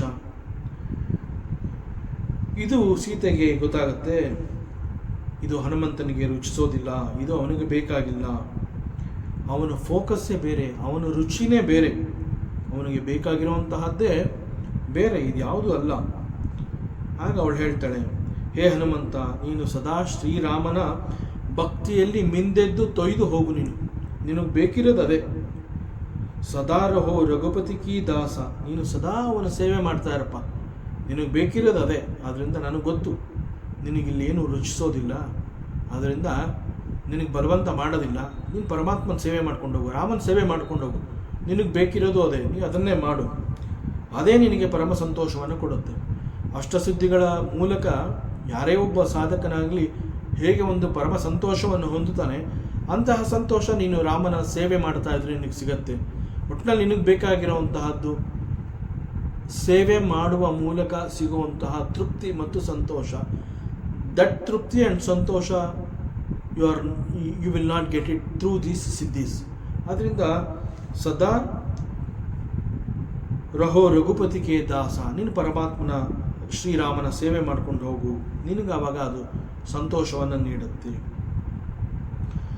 ಅಷ್ಟಸಿದ್ಧಿಗಳು ಮನುಷ್ಯನ ಮನಸ್ಸನ್ನು ಮುಖ್ಯ ಉದ್ದೇಶದಿಂದ ಬೇರೆ ಕಡೆ ಕರ್ಕೊಂಡು ಹೋಗುತ್ತೆ ಅನ್ನೋದಕ್ಕೆ ದಿಸ್ ಈಸ್ ದಿ ಬೆಸ್ಟ್. ನಾವು ಈ ಒಂದು ಭಾಗವನ್ನು ನಾವು ತಿಳ್ಕೋಬಹುದು. Hanumanta he refuse to accept, he says it is not my ಉದ್ದೇಶ. ಬಿಕಾಸ್ ಈ ಅಷ್ಟಸಿದ್ಧಿಗಳು ನನಗೆ ಸಿಕ್ಕಿದೆ ಅಂತ ಹೇಳಿ ನಾ ಇವುಗಳ ಹಿಂದೆ ಹೋದರೆ ನನ್ನ ಪರಮ ಉದ್ದೇಶ is what I have to do always ಪರಮಾತ್ಮ ಶ್ರೀರಾಮನ ಸೇವೆ ಮಾಡುವಂತಹದ್ದು. ಸೊ ಈ ಸೇವಾ ಮನೋಭಾವ ಅನ್ನುವಂತಹದ್ದು ನನ್ನಿಂದ ದೂರ ಹೊರಟೋಗ್ಬಿಡಬಹುದು. ಅದರಿಂದ I am not interested. It is not only in the case of Hanumantha. ಪ್ರತಿಯೊಬ್ಬ ಸಾಧಕನನ್ನು ಮುಖ್ಯ ಉದ್ದೇಶದಿಂದ ಇದು ಮತ್ತೊಂದು ದಿಕ್ಕಿಗೆ ಕರ್ಕೊಂಡು ಹೊರಟೋಗುತ್ತೆ ಈ ಸಿದ್ಧಿಗಳು. ಆದ್ದರಿಂದ ಈ ಸಿದ್ಧಿಗಳ ಪ್ರಭಾವ ಹೇಗಿದೆ ಅಂತಂದರೆ, ಒಬ್ಬ ಸಾಧಕನ ನಿಜವಾದ ಉದ್ದೇಶ ಯಾವ ಕಡೆ ಇತ್ತು ಅದಕ್ಕೆ ವಿರುದ್ಧವಾದ ದಿಕ್ಕಿನಲ್ಲಿ ಅವನು ಹೋಗೋ ಹಾಗೆ ಮಾಡುತ್ತೆ. ಸೊ ಸಾಧನೆ should not be stop because of ಸಿದ್ಧಿಗಳು. ಸೊ ಸಿದ್ಧಿಗಳು ಓಕೆ, ಬಟ್ ಸಾಧನೆ ಅದು ಮಿಸ್ ಆಗಬಾರ್ದು. ಒಂದ್ಸಲಿ ಭಗವಾನ್ ಶ್ರೀ ರಾಮಕೃಷ್ಣ ಪರಮಹಂಸರು ಒಬ್ಬ ಶಿಷ್ಯನನ್ನು ತಯಾರು ಮಾಡ್ತಾ ಇರ್ತಾರೆ. ಅವನಿಗೆ ಅನೇಕ ರೀತಿಯ ಬೋಧನೆಗಳು, ಉಪದೇಶಗಳು ಅವರು ಕೊಡ್ತಾ ಇರ್ತಾರೆ. ಅವನು ಎಷ್ಟೇ ಪ್ರಯತ್ನವನ್ನು ಪಟ್ಟರೂ ಕೂಡ ಸಾಧನೆಯಲ್ಲಿ ತನ್ನನ್ನು ತಾನು ಪೂರ್ಣವಾಗಿ ತೊಡಗಿಸಿಕೊಳ್ಳೋದಕ್ಕೆ ಆಗ್ತಾ ಇಲ್ಲ. ಕಾರಣ ಏನು ಅಂತಂದರೆ, he was not able to withdraw his mind from the worldly affairs. ತನ್ನ ಮನಸ್ಸನ್ನು ಈ ಲೌಕಿಕದಿಂದ, ಈ ಪ್ರಾಪಂಚಿಕ ಬಯಕೆಗಳಿಂದ ಅವನು ಹಿಂಪಡೆಯೋದಕ್ಕೆ ಆಗ್ತಾ ಇರಲಿಲ್ಲ. ಸೊ ಯಾವಾಗಲೂ ಅವನ ಮನಸ್ಸು ಹೊರ ಪ್ರಪಂಚದಲ್ಲಿ ನುಗ್ತಾ ಇತ್ತು. ಇದನ್ನು ರಾಮಕೃಷ್ಣ ಪರಮಹಂಸರು ಗಮನಿಸ್ತಾರೆ. ನಿನಗೆ ಇಷ್ಟು ಹತ್ತಿರದಿಂದ ಇಷ್ಟೆಲ್ಲ ಉಪದೇಶ ಮಾಡಿದ್ರು ನೀನು ಇಂಪ್ರೂವ್ ಮಾಡ್ಕೋತಾ ಇಲ್ಲ, ನಿನ್ನ ಸಾಧನೆ ಸಾಲದು, ನನಗೆ ನಿನ್ನ ಮೇಲೆ ಬಹಳ ಕೋಪ ಬಂದಿದೆ ಅಂತ ಹೇಳ್ತಾರೆ. ಆ ಕ್ಷಣದಲ್ಲಿ ಆ ಶಿಷ್ಯ ಕೂಡ ರಾಮಕೃಷ್ಣ ಪರಮಹಂಸರಿಗೆ ಹೇಳ್ತಾನೆ, ಹೌದು ಗುರುಗಳಿಗೆ, ನನಗೂ ಕೂಡ ನಿಮ್ಮ ಮೇಲೆ ಕೋಪ ಬಂದಿದೆ. ಇಷ್ಟು ವರ್ಷ ನಾನು ನಿಮ್ಮ ಜೊತೆನಲ್ಲಿದ್ದು ಇವೆಲ್ಲ ನಾನು ಕಲ್ತ್ಕೋತಾ ಇದ್ರು, ನನಗೇನು ಪ್ರಯೋಜನವೇ ಆಗಲಿಲ್ವಲ್ಲ, ಅದರಿಂದ ನನಗೂ ನಿಮ್ಮ ಮೇಲೆ ಕೋಪ ಬಂದಿದೆ. ಒಂದು ದಿವಸ ನಾನು ಏನೋ ಒಂದು ಸಾಧನೆ ಮಾಡಿ ಆಮೇಲೆ ನಾನು ನಿಮಗೆ ನನ್ನ ಮುಖವನ್ನು ತೋರಿಸ್ತೀನಿ. ಸೊ ನಾನು ಹೊರಟ್ಬಿಡ್ತೀನಿ, ನಾನು ಇಲ್ಲಿರೋದಿಲ್ಲ, ನನ್ನಿಂದ ನಿಮಗೂ ಉಪಯೋಗ ಆಗ್ತಾ ಇಲ್ಲ, ನಿಮ್ಮಿಂದ ನನಗೂ ಉಪಯೋಗ ಆಗ್ತಾ ಇಲ್ಲ. ಸೊ ನಾನು ಐ ವಿಲ್ ಡೂ ಸಾಧನೆ, ನಾನು ಅದನ್ನು ಮಾಡಿ ಜಯಿಸಿ ಆ ನಂತರದಲ್ಲಿ ಬಂದು ನಿಮ್ಮನ್ನು ಭೇಟಿ ಮಾಡ್ತೀನಿ ಅಂತ ಹೇಳಿ ಅಲ್ಲಿಂದ ಹೊರಟೋಗ್ತಾನೆ. ಸುಮಾರು 14 ವರ್ಷಗಳ ಕಾಲ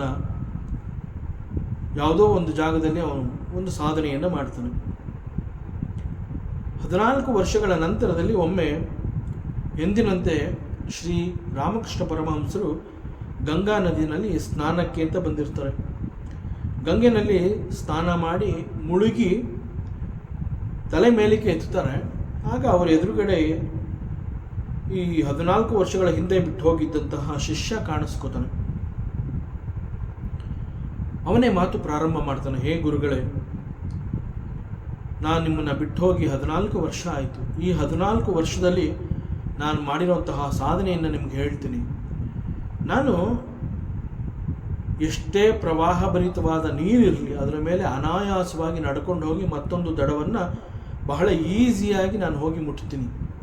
ಈ 14 ವರ್ಷಗಳಲ್ಲಿ ನಾನು ಮಾಡಿದಂತಹ ಸಾಧನೆ ಇದನ್ನು ನಾನು ಸಿದ್ಧಿಸ್ಕೊಂಡಿದ್ದೀನಿ. ನೀರಿನ ಮೇಲೆ ಬಹಳ ಸುಲಭವಾಗಿ ನಾನು ನಡೀತೀನಿ. So this is my achievement ಅಂತ ಹೇಳ್ತಾರೆ. ಆಗ ರಾಮಕೃಷ್ಣ ಪರಮಹಂಸರು ಹೇಳ್ತಾರೆ, ಅಯ್ಯೋ ಮೂರ್ಖ, ಎಂಥ ಕೆಲಸ ಮಾಡಿಬಿಟ್ಟೆ ನೀನು. 14 ವರ್ಷಗಳಲ್ಲಿ ಈ ನೀರಿನ ಮೇಲೆ ನಡೀತೀನಿ ಅನ್ನುವಂತಹದ್ದನ್ನು ನೀನು ಕಲ್ತ್ಕೊಂಡಿದೆಯಲ್ಲ. ಇದೇ 14 ವರ್ಷಗಳಲ್ಲಿ ನೀನು ಸಾಧನೆಯನ್ನು ಬಹಳ ಗಂಭೀರವಾಗಿ ಸ್ವೀಕರಿಸಿದ್ದರೆ ಇದ್ಯಾವ ಮಹಾನೀರು ಭವಸಾಗರವನ್ನೇ ನೀನು ದಾಟ್ಬೋದಾಗಿತ್ತಲ್ಲಪ್ಪ. ಎಂಥ ಕೆಲಸ ಮಾಡಿ ನೀನು ತಪ್ಪು ಮಾಡಿಬಿಟ್ಟೆ. ಯಾಕೆ ಅಂತಂದರೆ ಈ ಒಂದು ಇಲ್ಲಿ ಹರಿತಾ ಇರುವಂತಹ ಈ ಸಾಗರವನ್ನು ದಾಟಬೇಕು ಅಂತಂದರೆ ಒಂದು ಆಣೆ ಸಾಕು. ಆಗಿನ ಕಾಲದಲ್ಲಿ ಒಂದು ಆಣೆ ಅಂತಂದರೆ 6 ನಯಾ ಪೈಸೆ. ಸೊ 6 ನಯಾ ಪೈಸೆಯನ್ನು ಒಬ್ಬ ಅಂಬಿಕಂಗೆ ಕೊಟ್ಟರೆ ಅವನು ನಿನ್ನನ್ನು ಈ ತುದಿಯಿಂದ ಆ ದಡಕ್ಕೆ ಕರ್ಕೊಂಡು ಹೋಗ್ತಾನೆ. It is possible. ನಿನ್ನ ಉದ್ದೇಶ ಏನು? ಈ ತುದಿಯಿಂದ ಆ ತುದಿಗೆ ಹೋಗಬೇಕು ಅಷ್ಟೇ. ಅದಕ್ಕೆ 14 ವರ್ಷ ವೇಸ್ಟ್ ಮಾಡಿಬಿಟ್ಟಿಯಲ್ಲ. ಕೇವಲ ಒಂದು ಆಣೆ 6 ನಯಾ ಪೈಸವನ್ನು ಉಳಿಸೋದಕ್ಕೆ ಹೋಗಿ ನೀನು ನಿನ್ನ ಜೀವನದಲ್ಲಿ ಬಹಳ ಅಮೂಲ್ಯವಾದಂತಹ 14 ವರ್ಷಗಳನ್ನು ನೀನು ವೇಸ್ಟ್ ಮಾಡ್ಕೊಂಬಿಟ್ಟು 14 ವರ್ಷಗಳಲ್ಲಿ ನೀನು ಭವಸಾಗರವನ್ನು ದಾಟಬಹುದಾಗಿತ್ತು.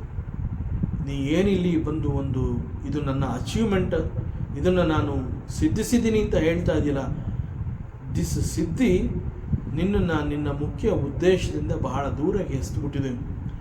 ನೀನು ಮತ್ತೆ ಹಿಂತಿರುಗಿ ಬರಲಾರದಷ್ಟು ನೀನು ಅದರ ಜೊತೆ ಮುಂದೆ ಹೊರಟೋಗಿದೆಯಾ. You have wasted your precious time ಅಂತ ಹೇಳ್ತಾರೆ. ಸೊ ಹೀಗೆ ಸಿದ್ಧಿಗಳು ಅಂತಂದಾಗ ಅವು ನಮ್ಮನ್ನು, ಒಬ್ಬ ಸಾಧಕನನ್ನು ಮುಖ್ಯವಾದ ಉದ್ದೇಶದಿಂದ ಬಹಳ ದೂರಕ್ಕೆ ಕರ್ಕೊಂಡು ಹೊರಟಾಗುತ್ತೆ. ಸೊ ಯಾಕೆ ಅಂತಂದರೆ ಸಾಧನೆ ಅಂತಂದಾಗ this ashtasiddhi is a byproduct, it is not the main. ಜೊತೆಗೆ ಅಷ್ಟಸಿದ್ಧಿಯನ್ನು ನಾನು ಸಾಧಿಸಿದ್ದೀನಿ ಅಂತ ಹೇಳುವಂತಹ ಯಾರೇ ಆಗಿರಲಿ, ಆ ಅಷ್ಟಸಿದ್ಧಿಗಳ ಸಾಧನೆ ಎನ್ನುವಂತಹದ್ದು ಆಧ್ಯಾತ್ಮದ ಸಾಧನೆಗೆ ಯಾವ ರೀತಿಯಿಂದ ಕೂಡ ಬಲವನ್ನು ಕೊಡೋದಕ್ಕೆ ಸಾಧ್ಯವಿಲ್ಲ.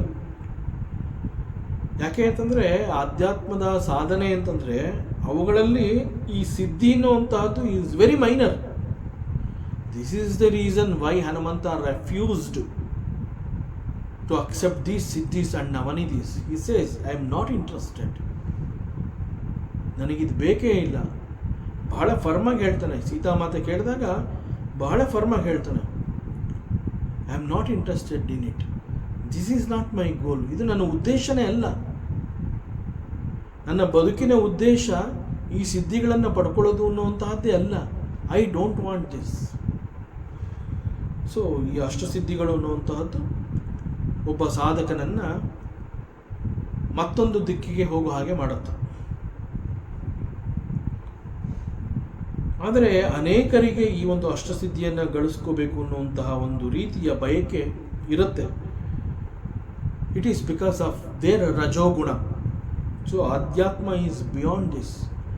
ಆಧ್ಯಾತ್ಮ ಅಂತಂದರೆ ರಜೋಗುಣ ಅಂತಂದರೆ ಈ ರೀತಿ ಆಸೆ ಬಯಕೆಗಳಿರುತ್ತೆ. ಆದ್ದರಿಂದ ಆಧ್ಯಾತ್ಮ ಅಂತಂದರೆ ಸತ್ವಗುಣನ ಅಂತಂದರೆ ಅಫ್ಕೋರ್ಸ್ ಸತ್ವಗುಣ ಅವುಗಳ ಕಾರಣದಿಂದ ನಿನಗೆ ಆಧ್ಯಾತ್ಮ ರುಚಿಸುತ್ತೆ. ಬಟ್ ಅಗೇನ್ ಸತ್ವಗುಣ alone is not the ultimate. Beyond the gunas. So ಅನೇಕರು ಆಧ್ಯಾತ್ಮಕ್ಕೆ ಸತ್ವಗುಣ ಇರಬೇಕು ಅಂತ ಹೇಳ್ತಾರೆ, ಬಟ್ ಅದನ್ನೂ ಕೂಡ ದಾಟಿರಬೇಕಾಗುತ್ತೆ. ಆಧ್ಯಾತ್ಮದಲ್ಲಿ ಮುಖ್ಯವಾಗಿ ನಾವು ಅರ್ಥ ಮಾಡ್ಕೋಬೇಕು ಏನು ಅಂತಂದರೆ, ಆಧ್ಯಾತ್ಮದಿಂದ ನಾನು ಇಂತಹದನ್ನು ಗಳಿಸ್ಕೋತಿದ್ದೀನಿ ಅಂತ ನಾನು ಏನಾರು ಹೇಳಿದ್ರೆ it is not adhyatma. Because adhyatma ಅಂತಂದರೆ, in adhyatma we are trying to drop almost everything. ನಾವು ಎಲ್ಲವನ್ನ ಕಳ್ಕೋಬೇಕು ಅಂತ ಹೇಳಿ ಆಧ್ಯಾತ್ಮಕ್ಕೆ ಬಂದಿರ್ತೀವಿ. It is not that we should earn something, it is not to earn. We have to drop ನಾವು ನನ್ನದು, ನನ್ನತನ, ನನಗೆ ಸೇರಿರುವಂತಹದ್ದು, ಈ ಎಲ್ಲವನ್ನ we have to drop. So ಎಲ್ಲವನ್ನ ಕಳೆದುಕೊಳ್ಳುವ ಸಲುವಾಗಿ ನಾವು ಆಧ್ಯಾತ್ಮಕ್ಕೆ ಬರ್ತೀವಿ, not to earn something in from adhyatma. So ಎಲ್ಲವನ್ನ ಬಿಟ್ಟು ಕೊಡುವಂತಹ ಸ್ಥಿತಿಯನ್ನು ತಲುಪುವ ಹಾದಿ ದಿಸ್ ಈಸ್ ಆಧ್ಯಾತ್ಮದ ಮಾರ್ಗ. ಸೊ ಅಷ್ಟಸಿದ್ಧಿಗಳು ತಂದಾಗ it is meaningless in a way. It is not advised for a seeker of the truth. ಅಣಿಮಾ ಮಹಿಮಾ ಮೂರ್ತೆ ಲಘಿಮಾ ಪ್ರಾಪ್ತಿರಿಂದ್ರಿಯೈ ಪ್ರಾಕಾಮ್ಯಾಂ ಶ್ರುತದೃಷ್ಟೇಷು ಶಕ್ತಿ ಪ್ರೇರಣಮೀಶಿತ ಗುಣೇಶ್ವಸಂಗೋ ದಶಿತ ಯತ್ಕಾಮಸ್ತದವಸ್ಯತಿ ಏತಮೇ ಸಿದ್ಧಯಃ ಸೌಮ್ಯ ಅಷ್ಟಾದೌ ಉತ್ಪತ್ತಿಕಾ ಮತಃ. ಅಣಿಮ ಮಹಿಮ ಲಘಿಮ ಪ್ರಾಪ್ತಿ ಪ್ರಾಕಾಮ್ಯ ಈಶಿತ ವಶಿತ ಅಂಡ್ ಕಾಮವಸಾಯತ. So these are all the ashtasiddhis. ಇದು ಅಷ್ಟಸಿದ್ಧಿಗಳು. ಸಿದ್ಧಿಗಳಲ್ಲಿ ಈ 8 ಮೇನ್ ಸಿದ್ಧಿಗಳು, ಅಷ್ಟಸಿದ್ಧಿಗಳು ಅಂತ ಏನು ಹೇಳ್ತೀವಿ, ದೇ ಆರ್ ದಿ ಮೇನ್. ಅವುಗಳಲ್ಲಿ ಅಣಿಮ. What is ಅಣಿಮ? ಅಣಿಮ ಅಂತಂದರೆ ಟು ಬಿಕಮ್ ವೆರಿ ವೆರಿ ಸೂಕ್ಷ್ಮ. ಸೂಕ್ಷ್ಮ ದ್ಯಾನ್ ಅಣು. ಅಣು ಅಂತಂದರೆ that it self is very ಸೂಕ್ಷ್ಮ. ಸೊ ಅಣುವಿಗಿಂತ ಸೂಕ್ಷ್ಮ. ಇನ್ಫ್ಯಾಕ್ಟ್ ಅಣು ಇಟ್ ಸೆಲ್ಫ್ ಈಸ್ ವೆರಿ ಸೂಕ್ಷ್ಮ. ಅದರಿಂದ ಅಣು ಅಂತಂದರೆ it means very small, not very easy to see.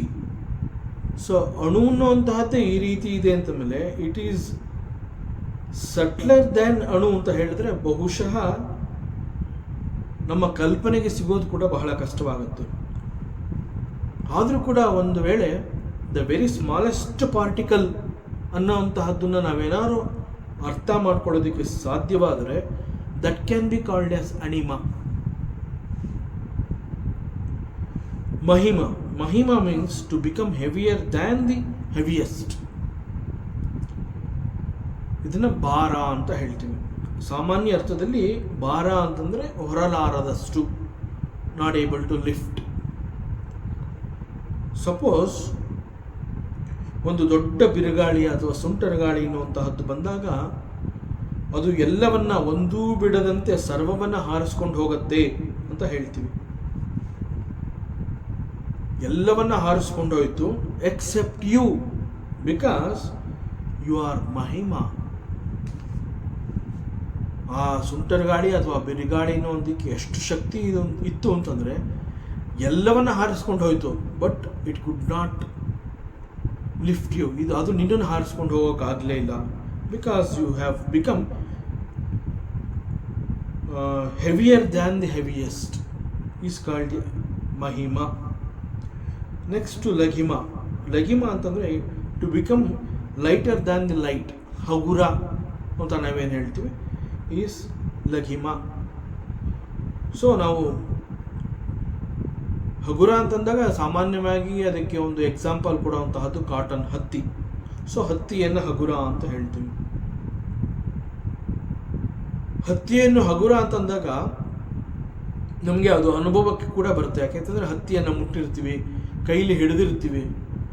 So ಒಂದು ಹಿಡಿ ಹತ್ತಿಯನ್ನು ನಾವು ಕೈಯಲ್ಲಿ ಹಿಡಿದಿದ್ರೆ ಅದು ಹಿಡ್ಕೊಂಡಿದ್ದೀವಿ, ಅದು ಇದೆ ನಮ್ಮ ಕೈನಲ್ಲಿ ಅನ್ನೋದು ಬಿಕಾಸ್ ಆಫ್ ದಿ ಗಾತ್ರ ಅಷ್ಟೇ. ಅದರ್ವೈಸ್ ಅದನ್ನು ಹಿಡ್ಕೊಂಡಿದ್ದೀವಿ, ಏನೋ ಒಂದು ನಮ್ಮ ಕೈನಲ್ಲಿದೆ ಅನ್ನೋಂತಹ ಫೀಲೇ ನಮ್ಗೆ ಆಗೋದಿಲ್ಲ. Even that is an experience. ಹಗುರತ್ವದ experience is like this. So so ಈ ಲಘಿಮ ಅಂತಂದರೆ ಇಂತಹ ಹಗುರವಾಗಿರೋದಕ್ಕಿಂತ ಹಗುರ ಈಸ್ ಲಘಿಮ. So lighter than the lightest.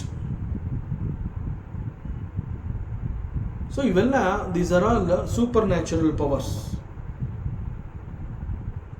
ಇವುಗಳನ್ನೆಲ್ಲ ಅಬಿಲಿಟಿ ಅಂತ ಕರೀತಾರೆ. ಇವೆಲ್ಲ ಸಿದ್ಧಿಸಿಕೊಂಡಿರುವಂತಹ ಪರಿಣಾಮದಿಂದ ನಮ್ಮ ಸಾಮರ್ಥ್ಯದಲ್ಲಿ ನಮಗೂ ಕೂಡ ಒಂದು ರೀತಿಯ ಶಕ್ತಿ ಬಂದಿರುತ್ತೆ.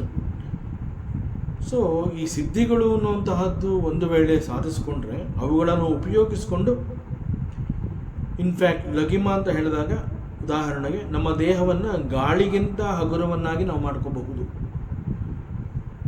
Then there will be no weight. So it is weightlessness ಅಂತ ಹೇಳ್ತಾರೆ. So air can make it float or it will make you to fly. So ಲಘಿಮ ಅನ್ನುವಂತಹದ್ದು ಈ ಅಷ್ಟಸಿದ್ಧಿಗಳಲ್ಲಿ ಕೂಡ ಒಂದು. ಹಾಗೂ it can be achieved through intense meditation. ಬಹಳ ತೀವ್ರವಾದ ಧ್ಯಾನವನ್ನು ಮಾಡಿ control over the breathing, that is through pranayama. This ಲಘಿಮ ಕ್ಯಾನ್ ಬಿ ನಮ್ಮದಾಗಿಸ್ಕೋಬಹುದು. ಸೊ ದಿಸ್ ಲಘಿಮ represents freedom from the worldly attachment. So ಅಣಿಮ, ಮಹಿಮ ಆ್ಯಂಡ್ ಲಘಿಮ ಈ ಮೂರು ಸಿದ್ಧಿಗಳು they are at the level of the physical body and at the level of the ಇಂದ್ರಿಯಾಸ್ ಅಂತ ಹೇಳಿದಾಗ ಇಟ್ ಈಸ್ ಕಾಲ್ಡ್ ಪ್ರಾಪ್ತಿ. ಇಟ್ ಈಸ್ ಕಾಲ್ಡ್ ಪ್ರಾಪ್ತಿ. ಇದನ್ನು ಮತ್ತಷ್ಟು ಸಿಂಪಲ್ ಆಗಿ ಅರ್ಥ ಮಾಡ್ಕೋಬೇಕು ಅಂತಂದರೆ, ನಮ್ಮ ಪಾಲಿಗೆ ಬಂದಿರುವಂತಹದ್ದು ಅಥವಾ ನನ್ನ ಭಾಗ್ಯಕ್ಕೆ ಸಿಕ್ಕಿರೋಂತಹದ್ದನ್ನು ನಾನು ತಂದುಕೊಂಡಿದ್ದೀನಿ. ಎಲ್ಲೋ ಯಾವುದೋ ಒಂದಿದೆ, ಅಂತಹದ್ದನ್ನು ನಮ್ಮದಾಗಿಸಿಕೊಳ್ಬೇಕಾದ್ರೆ ನಾವು ಅದಕ್ಕಾಗಿ ಏನು ಎಕ್ಸ್ಟ್ರಾ ಎಫರ್ಟ್ಸ್ ಹಾಕಬೇಕಾಗಿಲ್ಲ. ಹಾಗಾದರೆ ಪ್ರಾಪ್ತಿ ಅಂತಂದರೆ ಅದು ಅಷ್ಟು ಸುಲಭವಾ? ಸುಲಭಕ್ಕಿಂತ ಸುಲಭ. Prapti is that type of siddhi. So to get something from the siddhi is called the prapti. ಈ ಪ್ರಾಪ್ತಿ ಅಂತ ಹೇಳಿದಾಗ ಈ ಒಂದು ಪರ್ಟಿಕ್ಯುಲರ್ ಆಗಿ ನಮಗೇನೋ ಒಂದು ಬೇಕು ಅಂತ ನಾವು ಹೇಳಿ ಅದಕ್ಕಾಗಿ ಎಫರ್ಟ್ಸ್ ಇಟ್ಸ್ ನಾಟ್ ರಿಕ್ವೈರ್ಡ್. ಕೇವಲ ಅದನ್ನು ಭಾವಿಸ್ಕೋಬೇಕು, ಕೇವಲ ಕಲ್ಪನೆ ಮಾಡಿಕೊಂಡ್ರೆ ಸಾಕು. The next moment it is here. It will be with us in the next moment. So just by imagining something, the very next moment it will be here. ಅದು ನಮ್ಮದಾಗಿರುತ್ತೆ. such a powerful ಸಿದ್ಧಿ is called the prakamya. ನಾವು ಕಲ್ಪನೆ ಮಾಡ್ಕೊಂಡ ತಕ್ಷಣ ಸಿಗತ್ತಲ್ಲ, that is prakamya. ಸುಲಭಕ್ಕಿಂತ ಸುಲಭ ಮಾಡ್ಕೊಳ್ಳುವಂತಹದ್ದು ಪ್ರಾಪ್ತಿ. Imagination, ಕಲ್ಪನೆ ಮಾಡಿಕೊಂಡು ಭಾವಿಸಿದ ಕ್ಷಣದಲ್ಲಿ ನಮಗೆ ಸಿಗುವಂತಹದ್ದು ಪ್ರಾಕಾಮ್ಯ. ಸೊ ಈ ರೀತಿ ಹೇಳಿದಾಗ it is not A magic trick, it is A type of ಸಿದ್ಧಿ. ಭಗವಂತನ ಸೃಷ್ಟಿ ಅಂತ ಹೇಳಿ ಈ ವಿಶ್ವವನ್ನು ಕರೆದರೂ ಕೂಡ ಈ ವಿಶ್ವ ಮಾಯೆಯಿಂದ ಆವೃತವಾಗಿದೆ ಅಂತ ಹೇಳಿ ನಾವು ಮಾತನಾಡ್ತೀವಿ. ಬಿಕಾಸ್ ಕೆಲವು ಅನುಭವಗಳಿಗೆ ಕಾರಣ ಅನ್ನುವಂತಹದ್ದು ಏನು ಅಂತ ಗೊತ್ತಾಗುತ್ತೆ. ಮತ್ತೆ ಕೆಲವು ಅನುಭವಗಳಿದೆ, ಅವುಗಳಿಗೆ ಕಾರಣವನ್ನು ಹುಡುಕಿದ್ರೆ ಎಷ್ಟು ಹುಡುಕಿದ್ರೂ ಕೂಡ ಕಾರಣ ಸಿಗೋದಿಲ್ಲ. ಆಗೇನು ಹೇಳ್ತೀವಿ, ಓ ಏನೋ ಮಾಯಪ್ಪ ಇದು, ದಿಸ್ ಈಸ್ ಸಮಥಿಂಗ್ ಲೈಕ್ ಮಾಯಾ, ಏನೋ ಅರ್ಥ ಆಗ್ತಾ ಇಲ್ಲ. ನಮ್ಮ ಕಲ್ಪನೆಗೂ ಮೀರಿದಂತಹ ಶಕ್ತಿಯನ್ನು ಇಲ್ಲಿ ನಾವು ನೋಡ್ತಾ ಇದ್ದೀವಿ. I am experiencing this.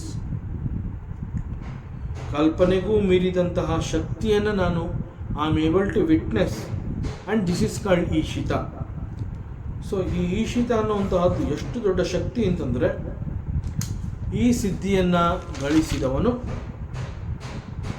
Even ಮಾಯೆಯನ್ನು ಕೂಡ ಮ್ಯಾನಿಪುಲೇಟ್ ಮಾಡುವಂತಹ ಶಕ್ತಿಯನ್ನು ಹೊಂದುತ್ತಾನೆ. ಒಂದರ್ಥದಲ್ಲಿ ಮಾಯಾ is also under his control ಅನ್ನುವಂತಹ ಅನುಮಾನ ಬರೋ ರೀತಿಯಲ್ಲಿ ಈ ಒಂದು ಸಿದ್ಧಿ ಇದೆ. So there are some masters, ಕೆಲವರೆಲ್ಲ ಇವುಗಳನ್ನು ಈ ರೀತಿ ಪಡ್ಕೊಂಡಿದ್ದಾರೆ, who have got this type of siddhis. So ನಮ್ಮ ಪ್ರಕಾರ they are all very powerful, but they are